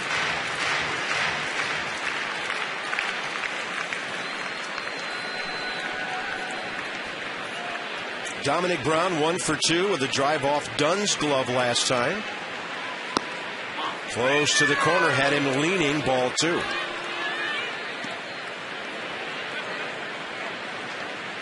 Good command tonight. Probably a tad outside. Not much, just great missing movement the glove. For that changeup, isn't it, Yes, Ray? it is. Great movement. Late movement. Same spot.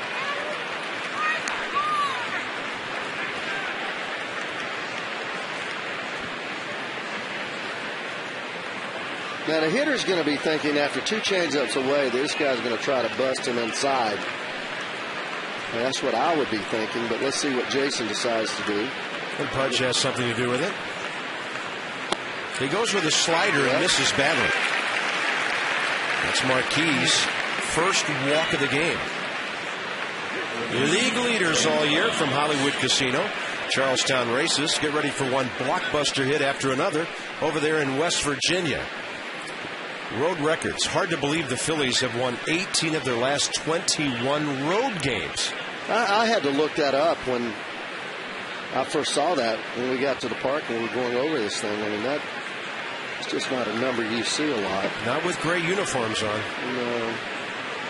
But I've heard managers say, and runner goes, first pitch, Pudge, a bullet, safe. The throw is a little bit high, and Desmond couldn't get the glove down quickly enough. Dominic Brown swiping second. Well, you knew that was going to come. I was about to say that with Oswald being the pitcher of record, they're going to try to get a run here anytime they can. Good jump. Jason gets rid of that ball pretty quickly, and Pudge got rid of it as quick as you can, but got the ball up a little bit, didn't get the ball down on the bag. Had he had the ball on the corner of the bag, he's out, but the ball's up, no chance really. Yeah, Desmond actually had to jump for that. Greg Dobbs, the hitter, ball 1 count to him.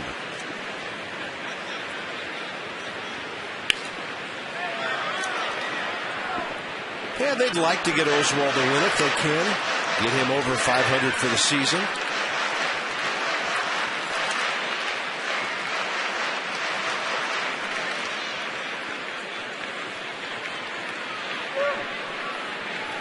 Ray Oswald has won 150 career games.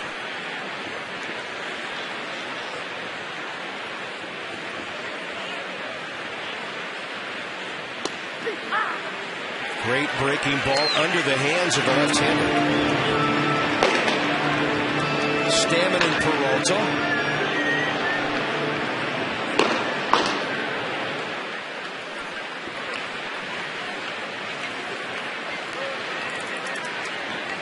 Two strikes. Niger moving to left center field,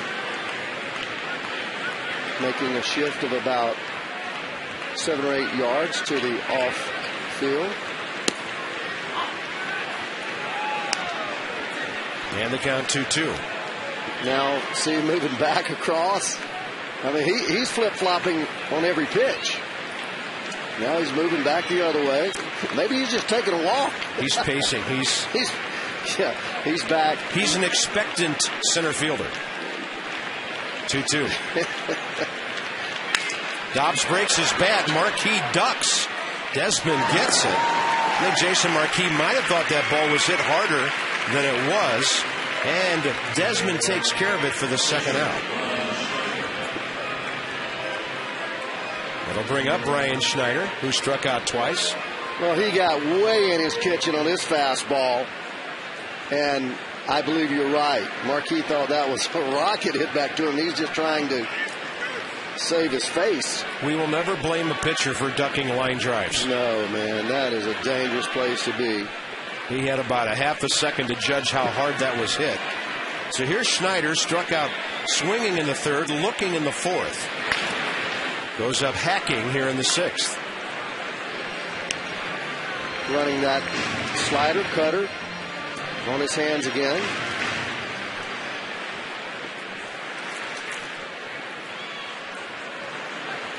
Striking him out with a slider down and in the first at bat, then getting him looking with a run back fastball his next at bat. Up and away. Ross Glode for Oswalt if the sixth inning makes it down to the pitcher's spot.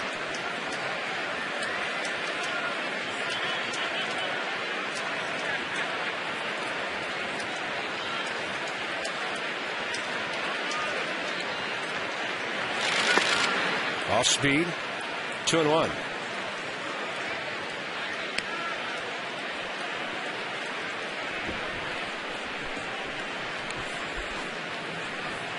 Dominic Brown walking, stealing, going to third on a grounder. Represents the lead run here in the sixth. This will be Jason's 100th pitch of the evening.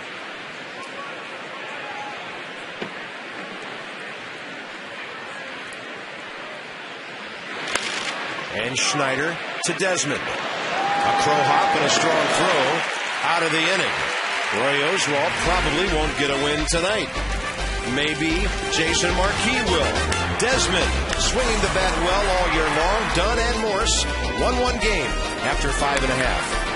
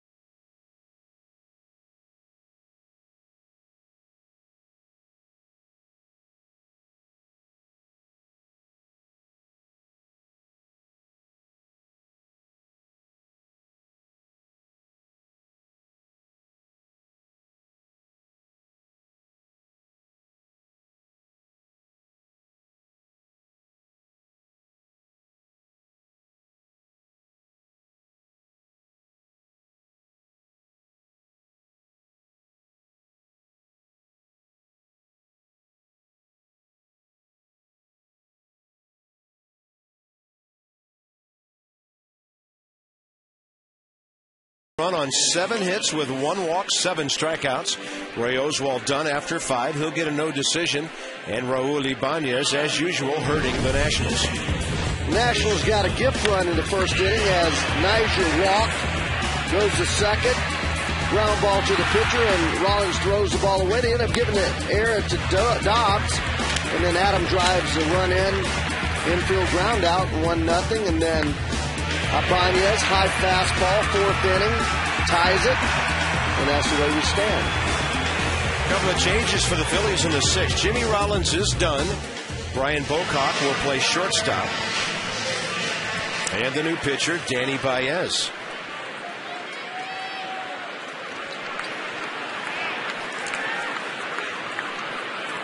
Desmond leads off. Looks like the changes were straight up.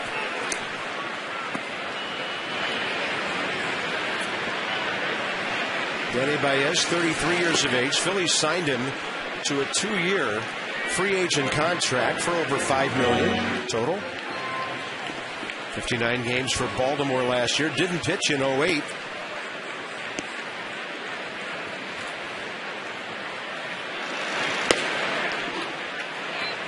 Right elbow surgery in October of 07.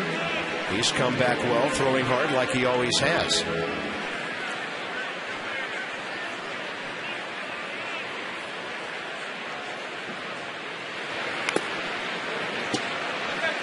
And he's a fellow countryman of Yuneski Maya, Livan Hernandez, and Jose Contreras. He defected to Costa Rica back in '99.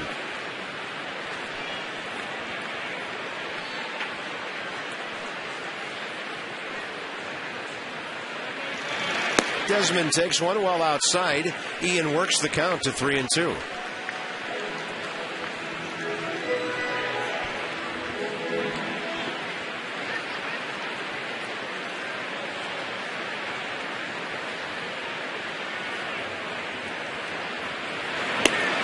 Good at bat. Fastball just a little bit away, and the Nats are given their 3rd walk of the night. Adam Dunn and Michael Morse, the next 2 hitters.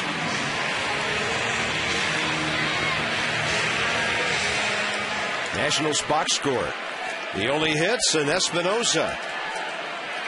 Base hit to right in the 4th, and Jason Marquis a flare to right center last inning. With the runner moving easily into second base is Ian Desmond. How about Adam Dunn? 17th of the year. How about Adam Dunn doing a little protective up there? Squaring around, pulling the bat back, and you better believe that has an effect on the catcher. Nationals 2 steals tonight, 109 on the year. Great jump. He's done a great job stealing bases, running bases. Look at this. How about Adam? So that was a directed steal from the bench because Adam was able to get the sign knowing exactly what was going on as opposed to Desi running on his own.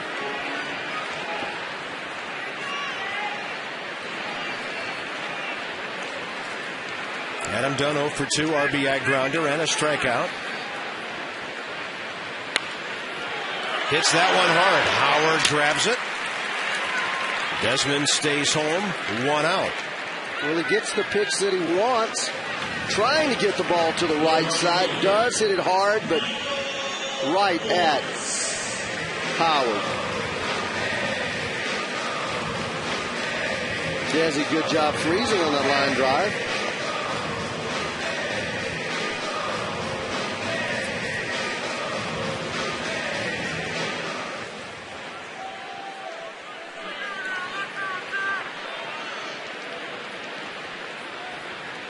Chase Utley working in, the shortstop gone, vacated in the hole. So the only thing you have to worry about is the second baseman. The third base coach can verbally just say, "You're all right," letting you know that the shortstop is gone.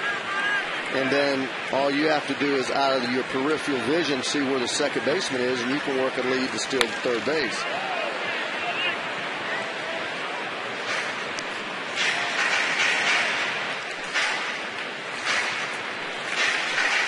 Tyler Clippard.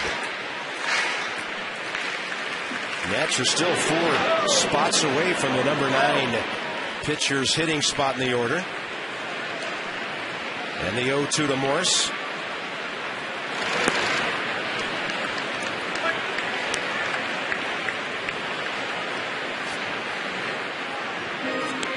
Chase Utley moved completely away from Desmond.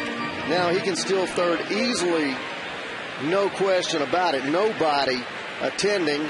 Chase walking there, but he'll ease back. They're just taking it for granted that they're not going to run with 2 strikes on the hitter. And Morse on a breaking ball, a lift a fly ball to right for Dominic Brown.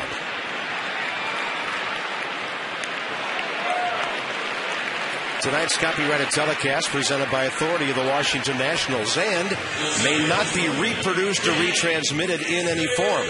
And the accounts and descriptions of this game may not be disseminated without the express written consent of the Washington Nationals.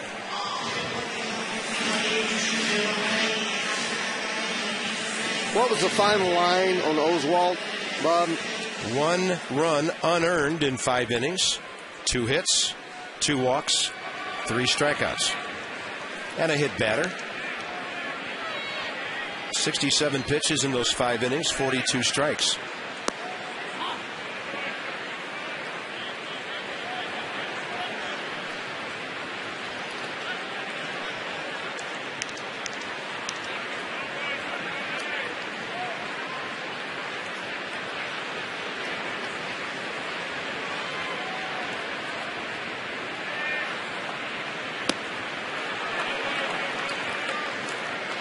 Good swing, just missed it. Ball a little down.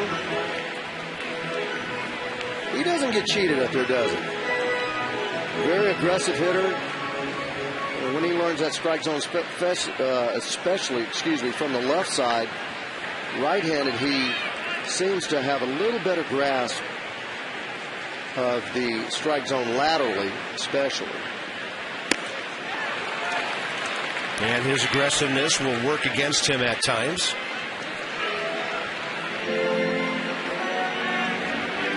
When Danny came here, he told us he was a gap-to-gap hitter.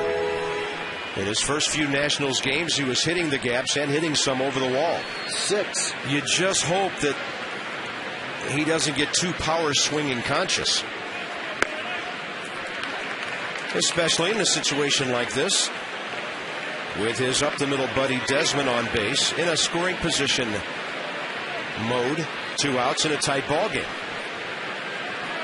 He made a nice adjustment the other night when they were throwing him the fastballs away from him. Got 2 base hits the opposite way. And that's a breaking ball that'll drop down on him from the outside corner. The Nats have stranded 5, 1-1 game into the 7th.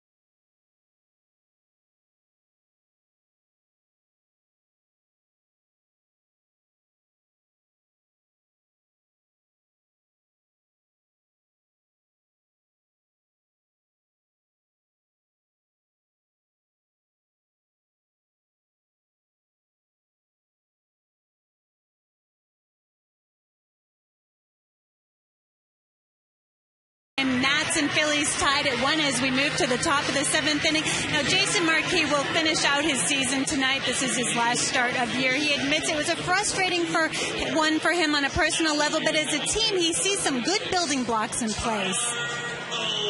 We have a lot of young players who are showing that they belong up here. Not only being a flash in the pan, guys who could make adjustments on the fly. That's what this game's about. We got a lot of talent. We just got to put it to good use. Like I keep saying, it's execution, playing smart baseball, smart fundamental baseball. And, we got the pieces. It's a matter of just, you got to go out there and do it. Jason said, too, for him, 2010 was a learning process. He said he learned a lot from his injury. He has a lot of work to do in the offseason, and he is looking forward to coming back healthy and ready to go in the spring. Tyler Clippard now on in relief. And it looks like the guys were giving him some grief in the dugout after a pretty solid outing. Willie Harrison right. Willie will hit ninth on the double switch. And Tyler Clippard takes over. Ross Glode pinch hits now for Danny Baez.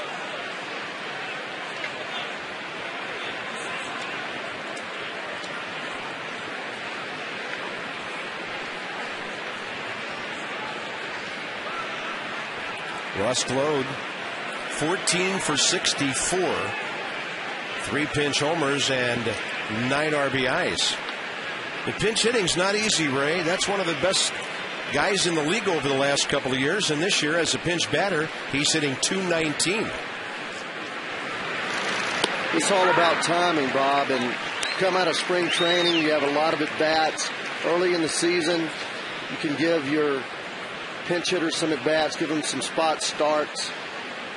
And he has always been an exceptional pinch hitter, not having to have a lot of at-bats. But it is one of the toughest jobs in the game. It's tough enough to keep your timing playing every day. Special talent.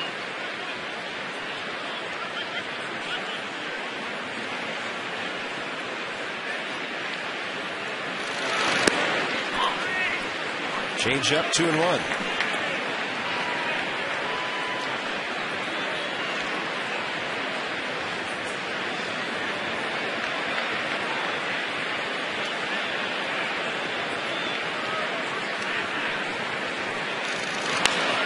And Glode will hook it into right field on a hop to the left of Willie Harris.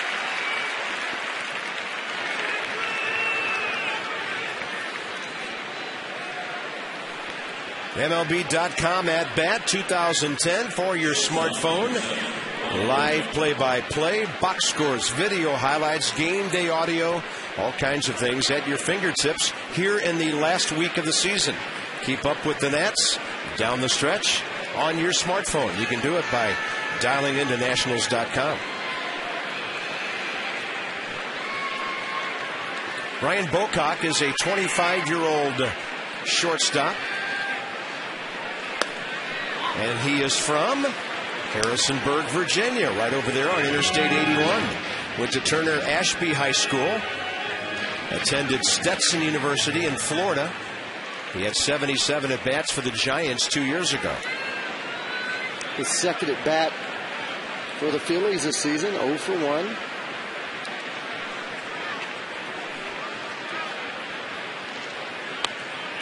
Looking to lay down a bunt.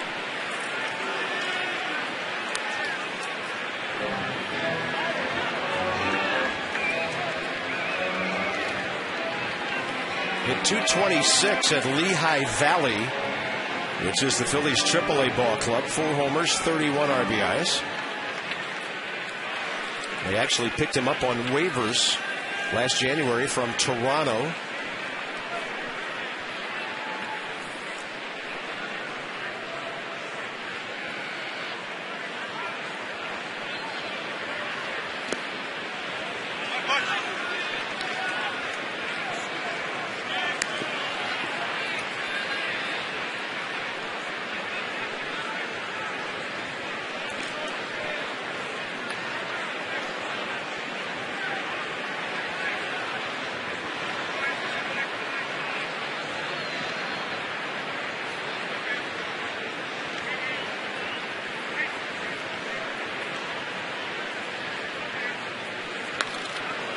Up and in.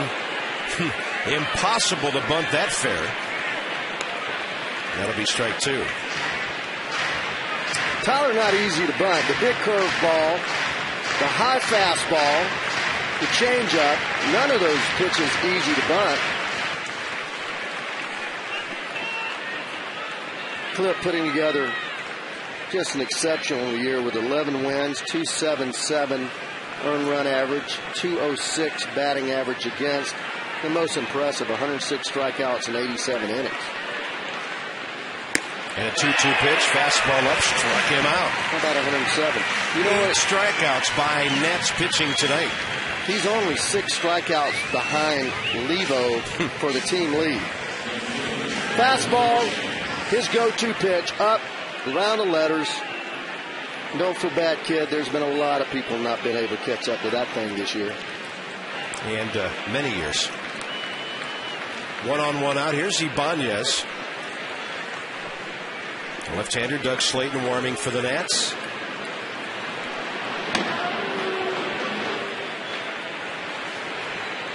Well, let's see how good Clippard is against a quality left-hander here. Target is outside corner. Fastball just missing, painting that corner. He drilled that thing right there where the glove was. Nobody else has been able to do much with him.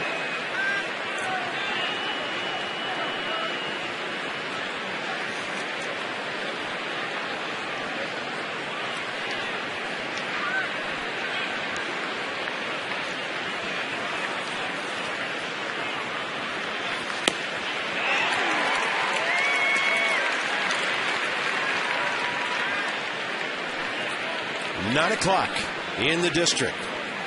1-1 ball game, a good one. That's an unearned run back in the first. IBANEZ a homer leading off the fourth.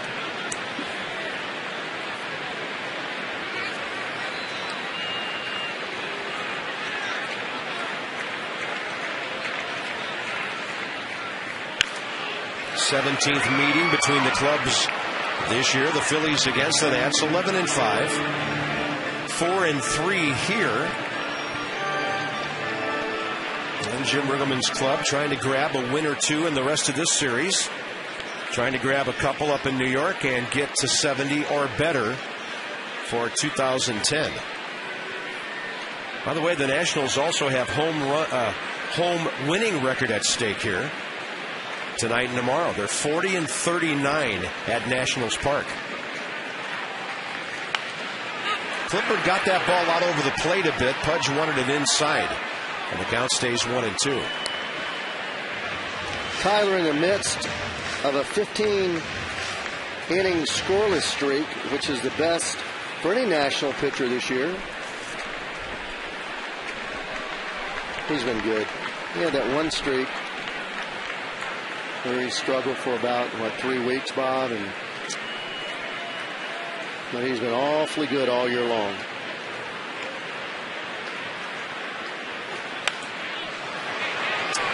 Into right field. Out is Espinosa. Julier's going to have to chase him off so he can catch the fly ball. 2 outs. Here's Utley. What are the players required to do in the offseason? Asking that Dylan Chase of Centerville. Well, the training staff will have a plan devised for each individual player, and it'll depend upon whether they're rehabbing or whether they're just working on strengthening certain things. But they will all go through a workout schedule, probably have a month or so off, and then usually give you a packet to tell you what you need to do and have yourself primed and ready for when spring training rolls around. Bouncing ball, Adam Dunn. Backhand to Clippard. That's it for the Phillies, top of the 7th. They've stranded 8 in a 1-1 game. It's brought to you by the all-new 2011 Hyundai Sonata. Visit your Washington area Hyundai dealers this week. Bottom 7 coming up. Bottom of the order for the Nats in a 1-1 game.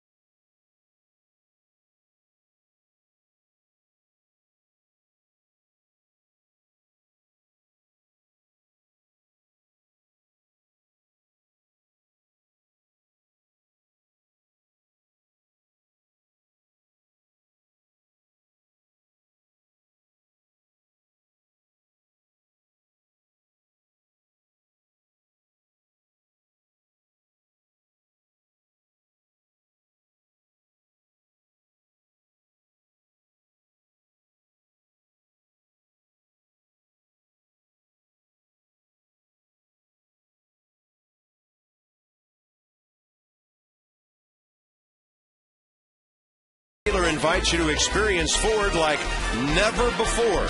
Ford, drive one. Drive it by the Jefferson, the Lincoln, the Washington Monument, all around town on a beautiful September evening. 1-1 ball game, a good ball game. As we get to the 7th inning stretch, a crowd of over 19,000 here tonight. And good pitching holding down these Phillies, despite a couple of guys in the lineup and a few taking the night off. Yeah, Marquis threw the ball exceptionally well, continues his growth as he comes back from the DL, and another quality start for him. Offense not being able to do much against Oswalt, but who has of late. And Danny Baez coming in and shutting the team down, but Clippard answers by shutting them down. And it'll take a timely hit or two somewhere along the line. The Nats a little deeper into the Phillies bullpen with right-hander David Herndon taking over. This is usually about the time of the game when you start seeing Ryan Madsen and J.C. Romero.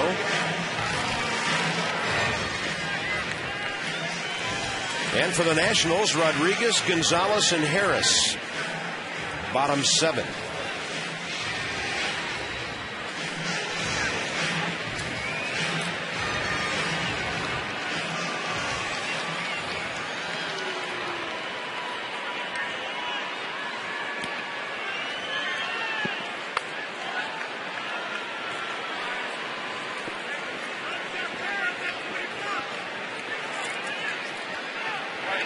Herndon, by the way, a former Rule 5 guy taken by the Phillies from the Angels last December. Pudge is 0 for 2. Went to right field with a line drive in the second, and when the Nats wanted him to do that in the fourth, first and third, one out, he pulled it to the shortstop and a 6-4-3 double play.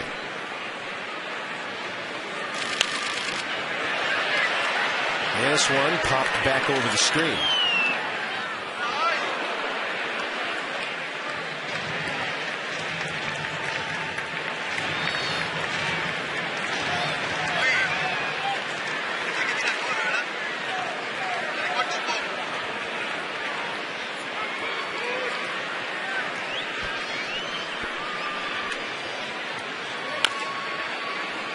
That is foul. Just turned left before the bag. Home plate umpire's call until it passes the bag. It barely does. It hits right there inside the chalk. Third base umpire blocked.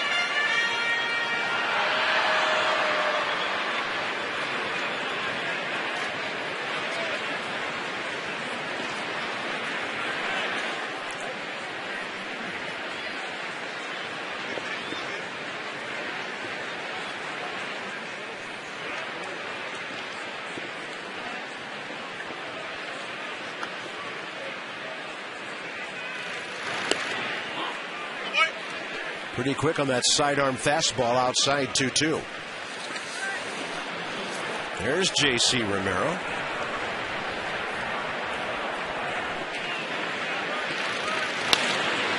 And Pudge pulling off that one a bit. Out to right for Dominic Brown.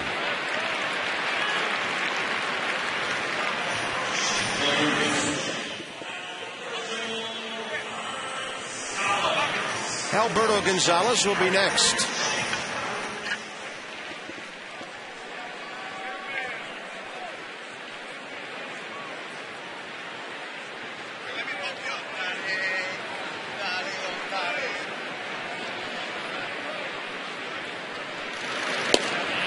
Fly ball to right, ground ball to second. By the way, in that Cincinnati game, bottom of the 6th now, Houston still leads there 2-1 as the Reds try to clinch tonight. Marlins and the Braves are 1-1, 7th inning. Yeah, the Marlins led that for a long time. Braves just put one up. Yankees 4-1 at Toronto. Tampa Bay 5-0 at home. So they might both be in the playoffs by the end of the night. The Yankees started the night 1/2 game behind the Rays.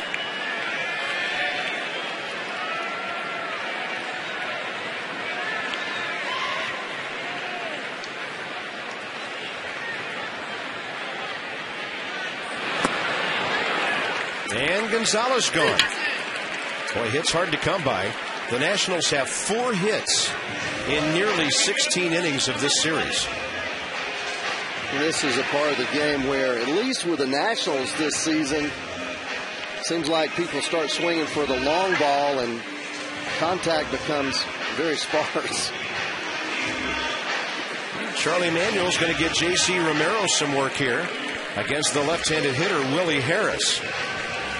So mixing and matching late in the season to keep guys working.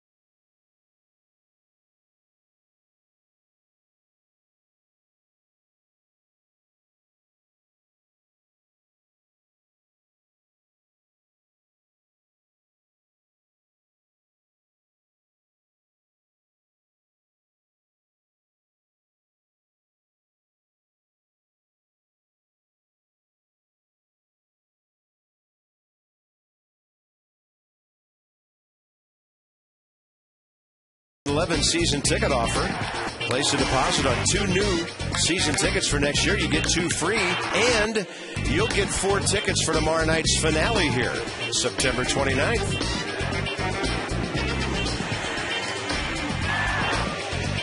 Go to nationals.com/2011 for more information.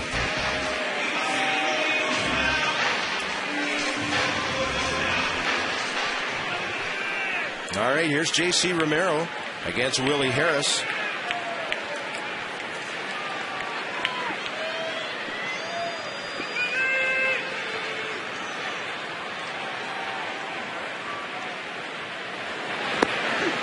This guy's always been tough on left-handers.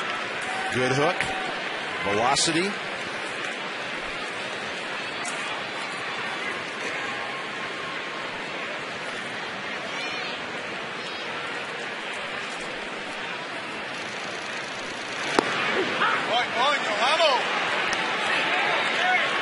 He owns a 2.25 earned run average in the National League coming into this year.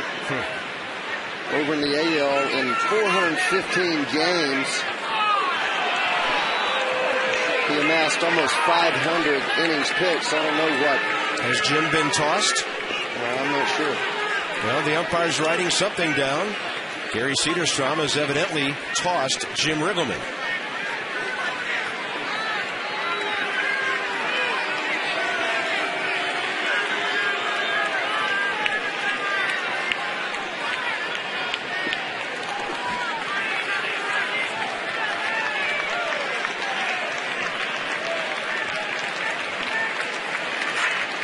Well, here's a look at the pitch. 0-1. Ball gets part of the plate. No doubt. Jim pulling so hard for his players. He's not going to give up until that 162 game is in the book. 162nd.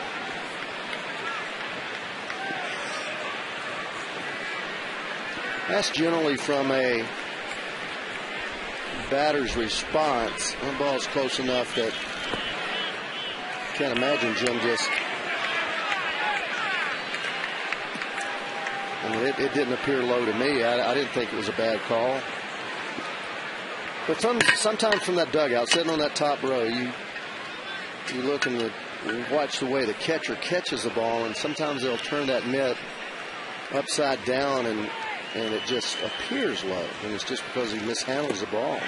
Willie Harris now 1 for 10 career against J.C. Romero. The Nats are gone in the 7th. Good pitching on both sides tonight. 1-1 the game, the score of the game, and Ryan Howard coming up.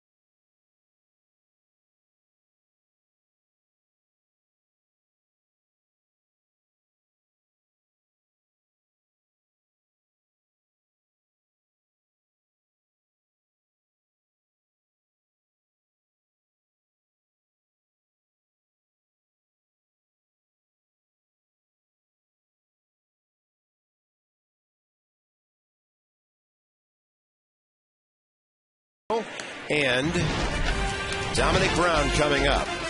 Joe Blanton takes the mound against the Nats tomorrow night. 8-6, high ERA, but he is 5-0 with 7 no decisions in his last 12 starts. Russ Detweiler getting some action for the final time. Won his last start against the Astros last week. 2 earned runs in 6 innings. He's 1-2 with a 2.52 ERA. We'll get you going at 6:30. Nats Extra played the ball game and then pulled down the curtain on the home portion of the 2010 season. Clippard and Howard. Ryan Howard 2 for 3 against the shift tonight. And this time he grounds the ball right at Espinosa in right field.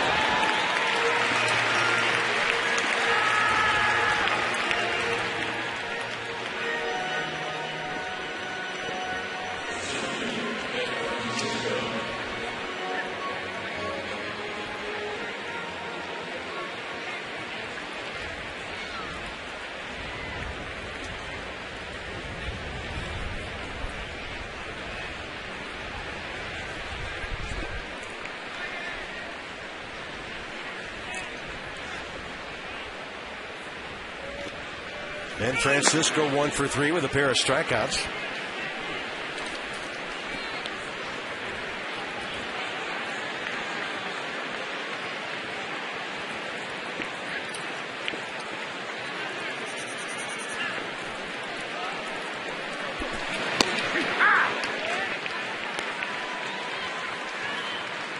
Eric Hinsky has hit his 11th home run of the year.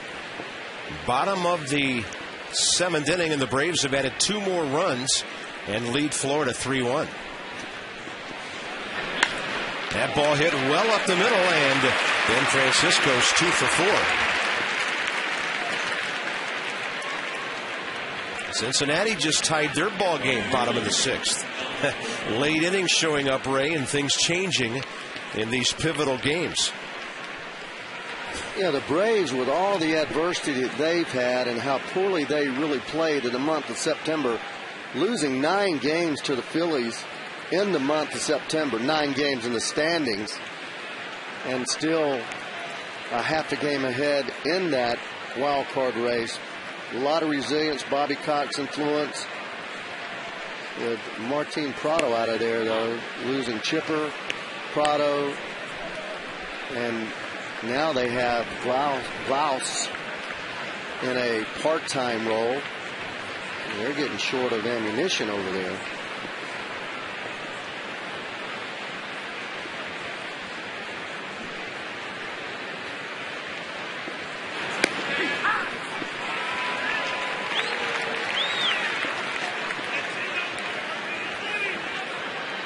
Well, I don't know what the attendance is, but somebody's celebrating in Tampa Bay tonight.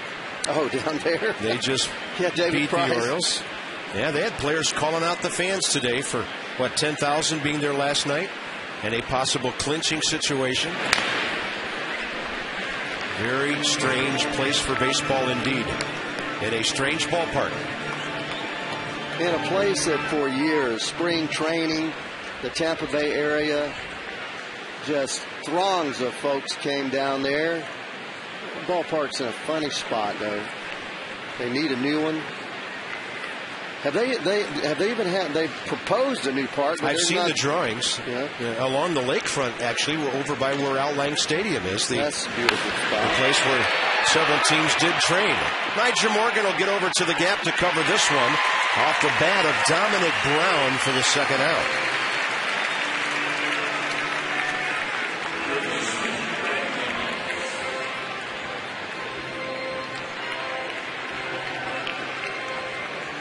So many things to be thankful for as Americans, but not only in this great capital of ours, the Nationals have begun to put together players that I believe are championship caliber players, Bob. I just look out there at Clippard and see all the positive body language. Ballister last night, Storing, you're just seeing these young kids grow up right before your eyes. That's a great jump. And Ben Francisco in the second base. He stole that one on Clippard. Pudge, no chance. And you look at this jump here as he gets a great jump. No chance. I mean, when he moves on that first step, as he moves on the back of that left knee, runner's key generally on the back of the left knee. If you're a right-handed pitcher, that is what actually moves first as you bend that knee to start your move toward home plate. There's a little crease there. First thing you move, we're gone. And Tyler throws with that elongated delivery of his. Pretty hard to stop the running game. He doesn't have the high leg kick, but the shoulder arm action, a little bit like Juan Marichal way back when, kind of way back and then way over. Yeah, that rocking type of not sensation, but a rocking type of motion. Doesn't have nearly the leg kick. Well, he's got a very long arm delivery where he takes that ball out early and extends it back like drawing a bow, and then it goes all the way down to behind his right knee. A very long arm action. 1-1 ball game, top of the 8th inning, 2-0 to Greg Dobbs. 0 for 3 with a strikeout and 2 ground balls. Desmond plays him way up the middle, right behind the runner. Dobbs went upstairs and tipped that one right into the mid of Pudge Rodriguez. You got to be smart here. Dobbs, very good fastball hitter. Bob, you mentioned his success as a pinch hitter. You're not going to be successful as a pinch hitter unless you can hit the fastball. Chase that ball a little bit out of the zone. He better keep it up there if he's going to throw the fastball. Right. Because he was on that pitch pretty good. You don't see left-handers on Clippard's ball that often, and he was pretty close to it. Right field corner hooking.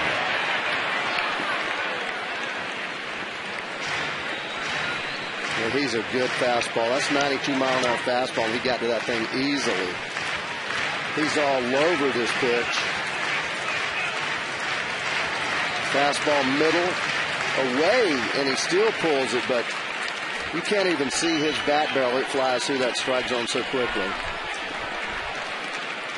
I got to throw him a change up here. Just reading the bat barrel that far ahead of the fastball, I got to throw him a change up. 2-2.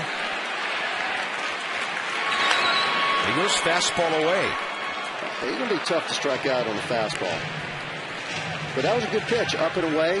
Well, and Ray, most guys like Glode and Dobbs and the others who pinch hit, they're good fastball hitters. Oh, yeah. Because when they see one late in the game, they're hacking. Oh, yeah. They don't like breaking balls, changeups. I don't know that well, I'm sure that I have. I know Greg Gross was a very good pinch hitter. Could hit the breaking ball exceptionally well. Bob near late in his career. And he throws him another heater. Gets it by him, boy.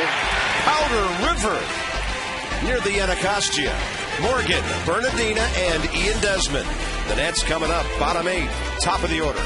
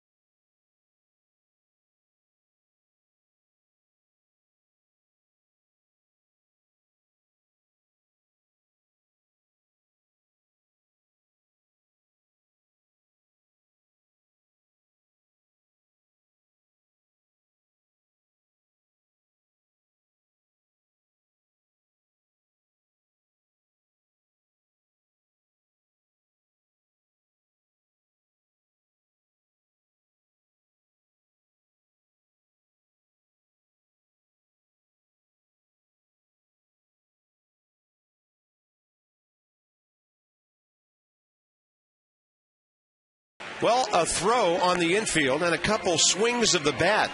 About all offensively going on tonight. Not a lot happening. Niger walks, goes second, ball hit back to Oswald.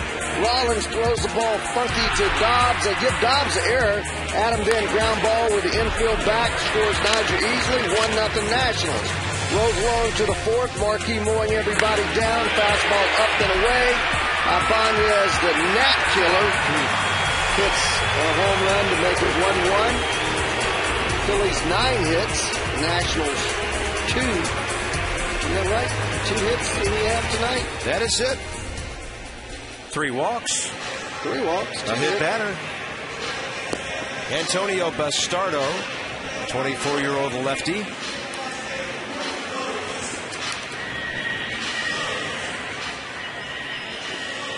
Saw him early in the season. 5+ ERA. 15 innings, 19 strikeouts. Tough assignment for some of these lefties. Morgan Bernadina and then the right-hander Ian Desmond. Yeah, get on base any way you can here, Niger.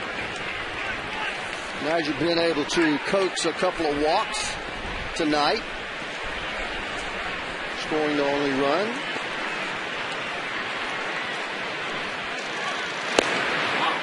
Breeze kicking up a bit, blowing toward the right field corner. Really a cross breeze coming out of the northwest here.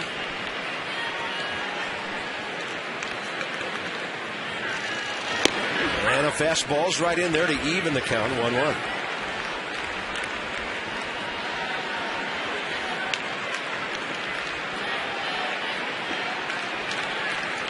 This inning is going to belong to Bastardo as we throw a 3 out of the first 4 hitters left-handed. Nobody stirring in the Phillies bullpen.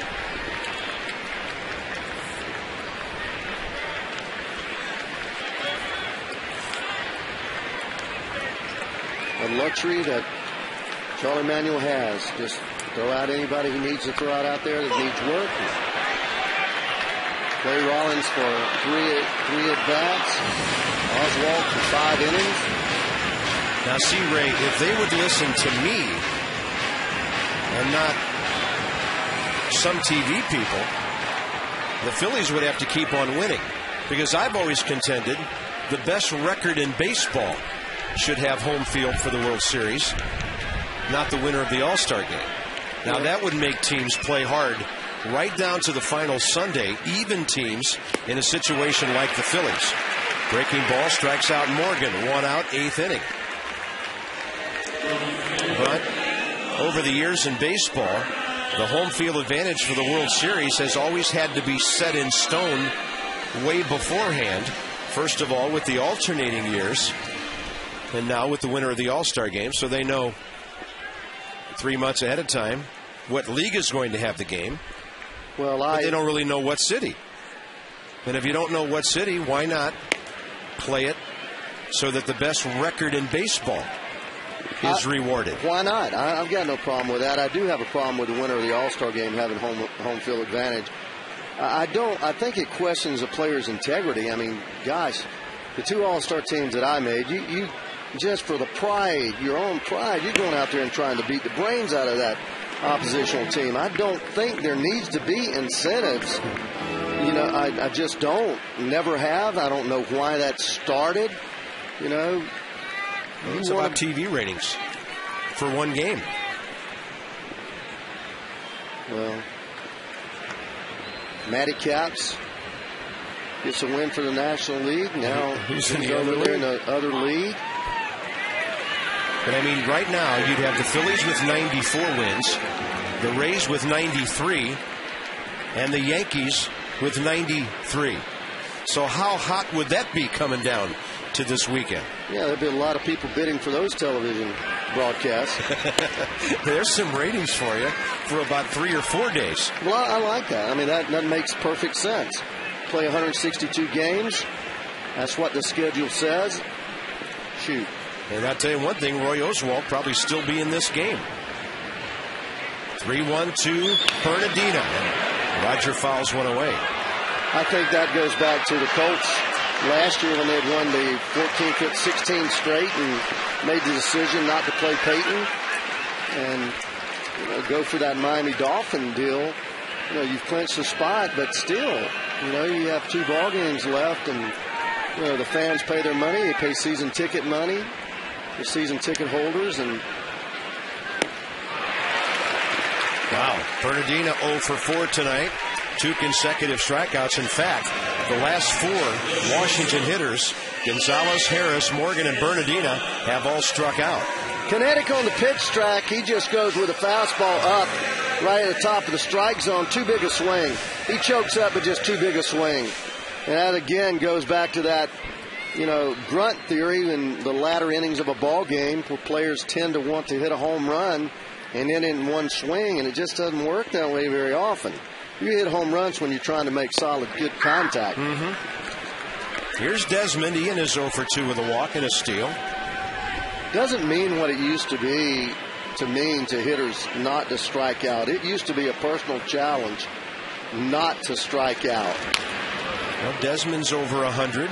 Yeah, and you end up in the 80s. You're talking about guys that are hitting 10 home runs, striking out 100 times, and that just doesn't make a bit of sense to me. Well, Morgan twice tonight, 85. Bernadina twice tonight, 90.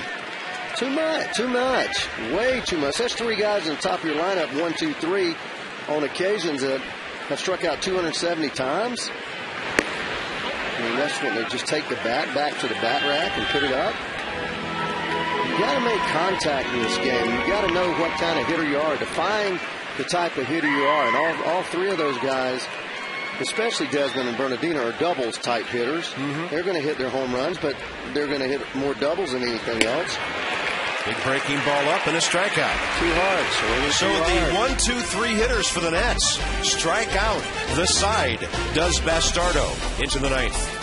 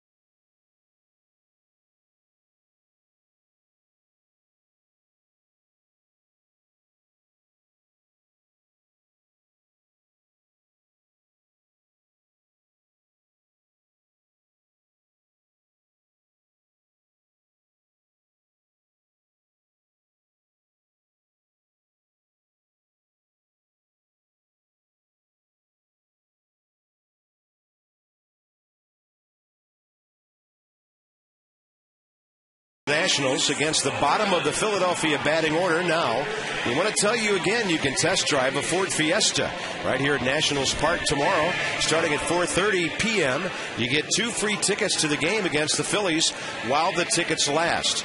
2 free tickets behind a dugout for test driving a Ford Fiesta, Nationals Park, at the corner of 1st and N Street. Willie Harris has moved to left field here in the top of the 9th inning. Justin Maxwell is into the ball game. He'll play right.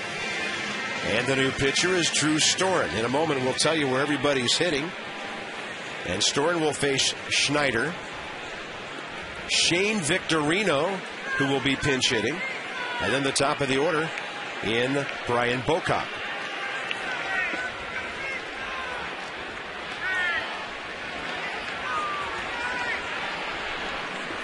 Drew Storen coming off his 5th save of the season Sunday against the Braves. Ryan Schneider 0 for 3. Couple of strikeouts and a ground ball.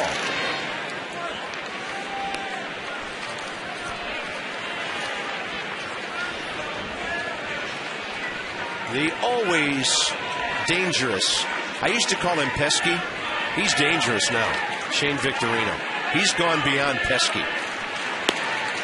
Yeah, he has some thump. Yes, he does. I mean, pound for pound, he may have as much thump as anybody in this league. You're looking at a guy that's getting 60 extra base hits every year now. It's a lot of base hits. 35 doubles or so, 10 to 15 triples, 18 home runs this year. That's a little bit more than pesky. 18 bombs. Dan Uggla, by the way, just hit his 32nd bomb. Top of the 8th inning. A solo.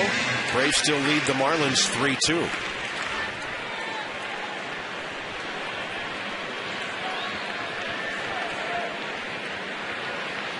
Two and 1 to Schneider.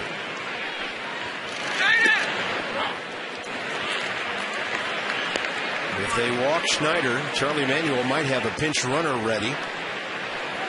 And with Victorino standing in the on-deck circle. Dunn playing no doubles, shading the line, just 2 steps off the line to pull side. Everybody else pretty much straight away, outfield, not in a no double situation, not playing overly deep. That's not a good walk. And it'll be Shane Victorino. Looks like John Mayberry will come out and run for Schneider.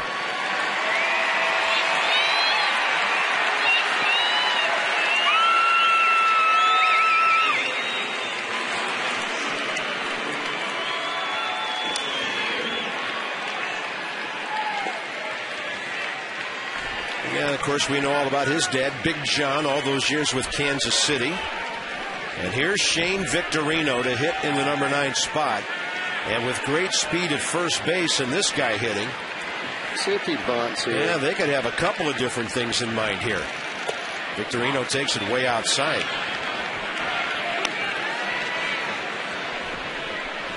Oh, great. Jason Worth has a helmet and a bat. Shoot, his bat's been jumping in that rack all night long.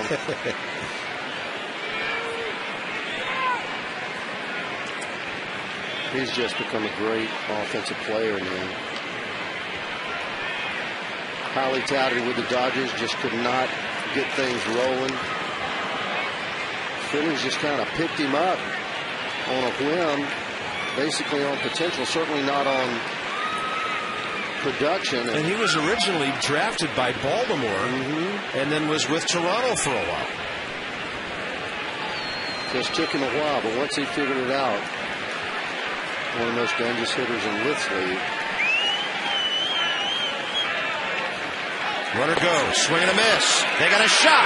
He is out at second base. Great throw by Pudge Rodriguez because Drew Storen gave him a chance. And Mayberry is gunned down.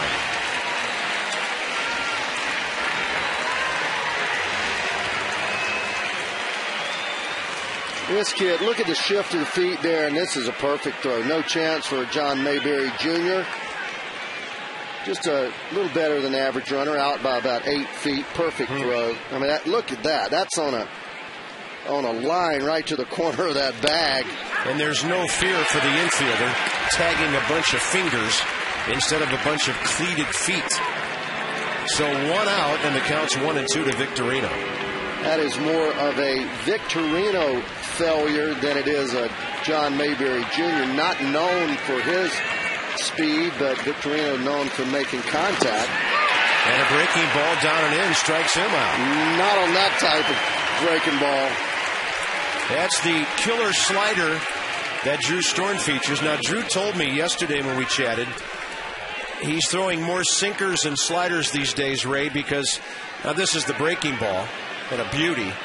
But his sinker right now, and I've never heard this before, he says he's throwing his sinker harder than his four-seamer. And the four-seamer is the one that Jason Worth hit about a mile. Yeah, that's unusual because a four-seamer just doesn't have the resistance that a sinker has. And with the sinker, you're throwing it with the two-seamer. Four-seamer, you're throwing it across the 4 big seams. And I don't know anybody that throws the sinker harder than the four-seamer, but this might be better mechanics. Might be just better mechanics. He claimed he was going 95 sinker, 93 four-seam. So the hitter is Bocock, the shortstop. By the way, they have 2 relievers ready. If the game's tied, it looks like Contreras. If the Phillies take the lead, obviously it would be Brad Lidge, and they're both out there. Front door breaking ball, 1-2.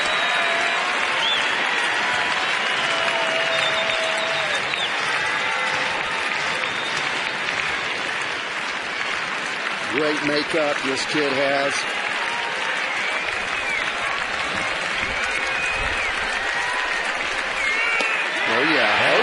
Outside, and he struck out Bocock.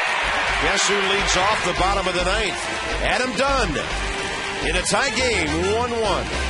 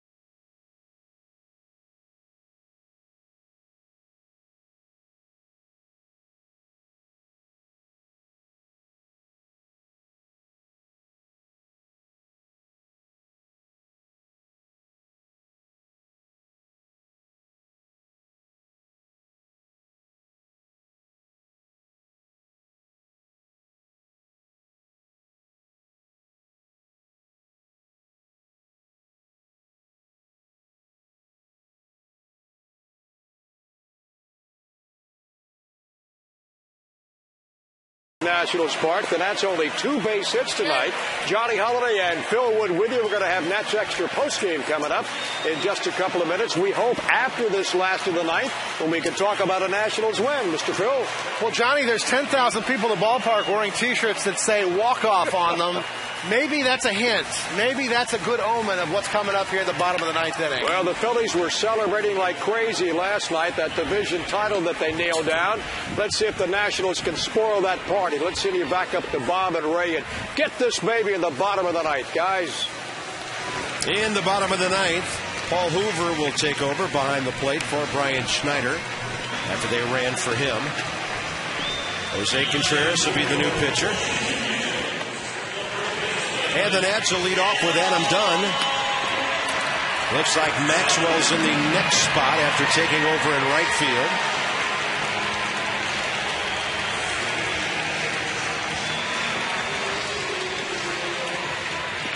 And then Danny Espinosa.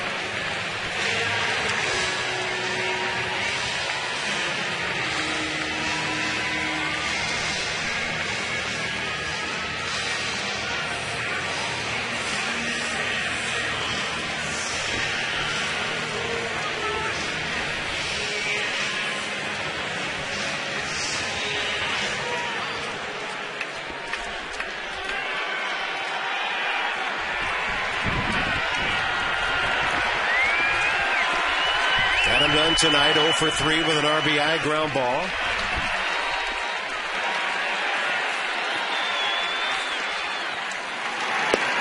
First pitch misses.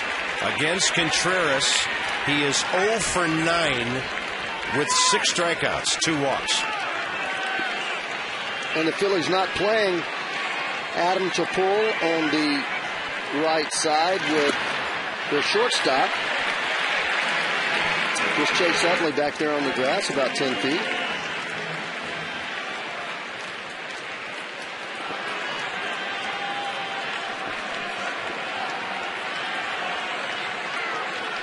Two-0 pitch. He'll be looking for something to drive here. And there it goes. High in the air.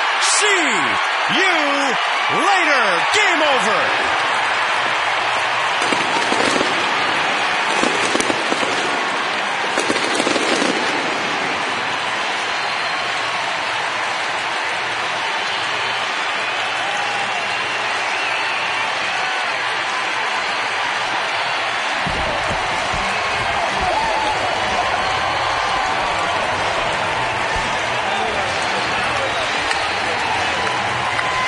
Nationals beat the Phillies 2-1. It's a walk-off long sleeve t-shirt night. And Ray Knight, that was a long walk-off home run. Dominic Brown barely moved in right field. Well, there was no need to move as this was a moonshot.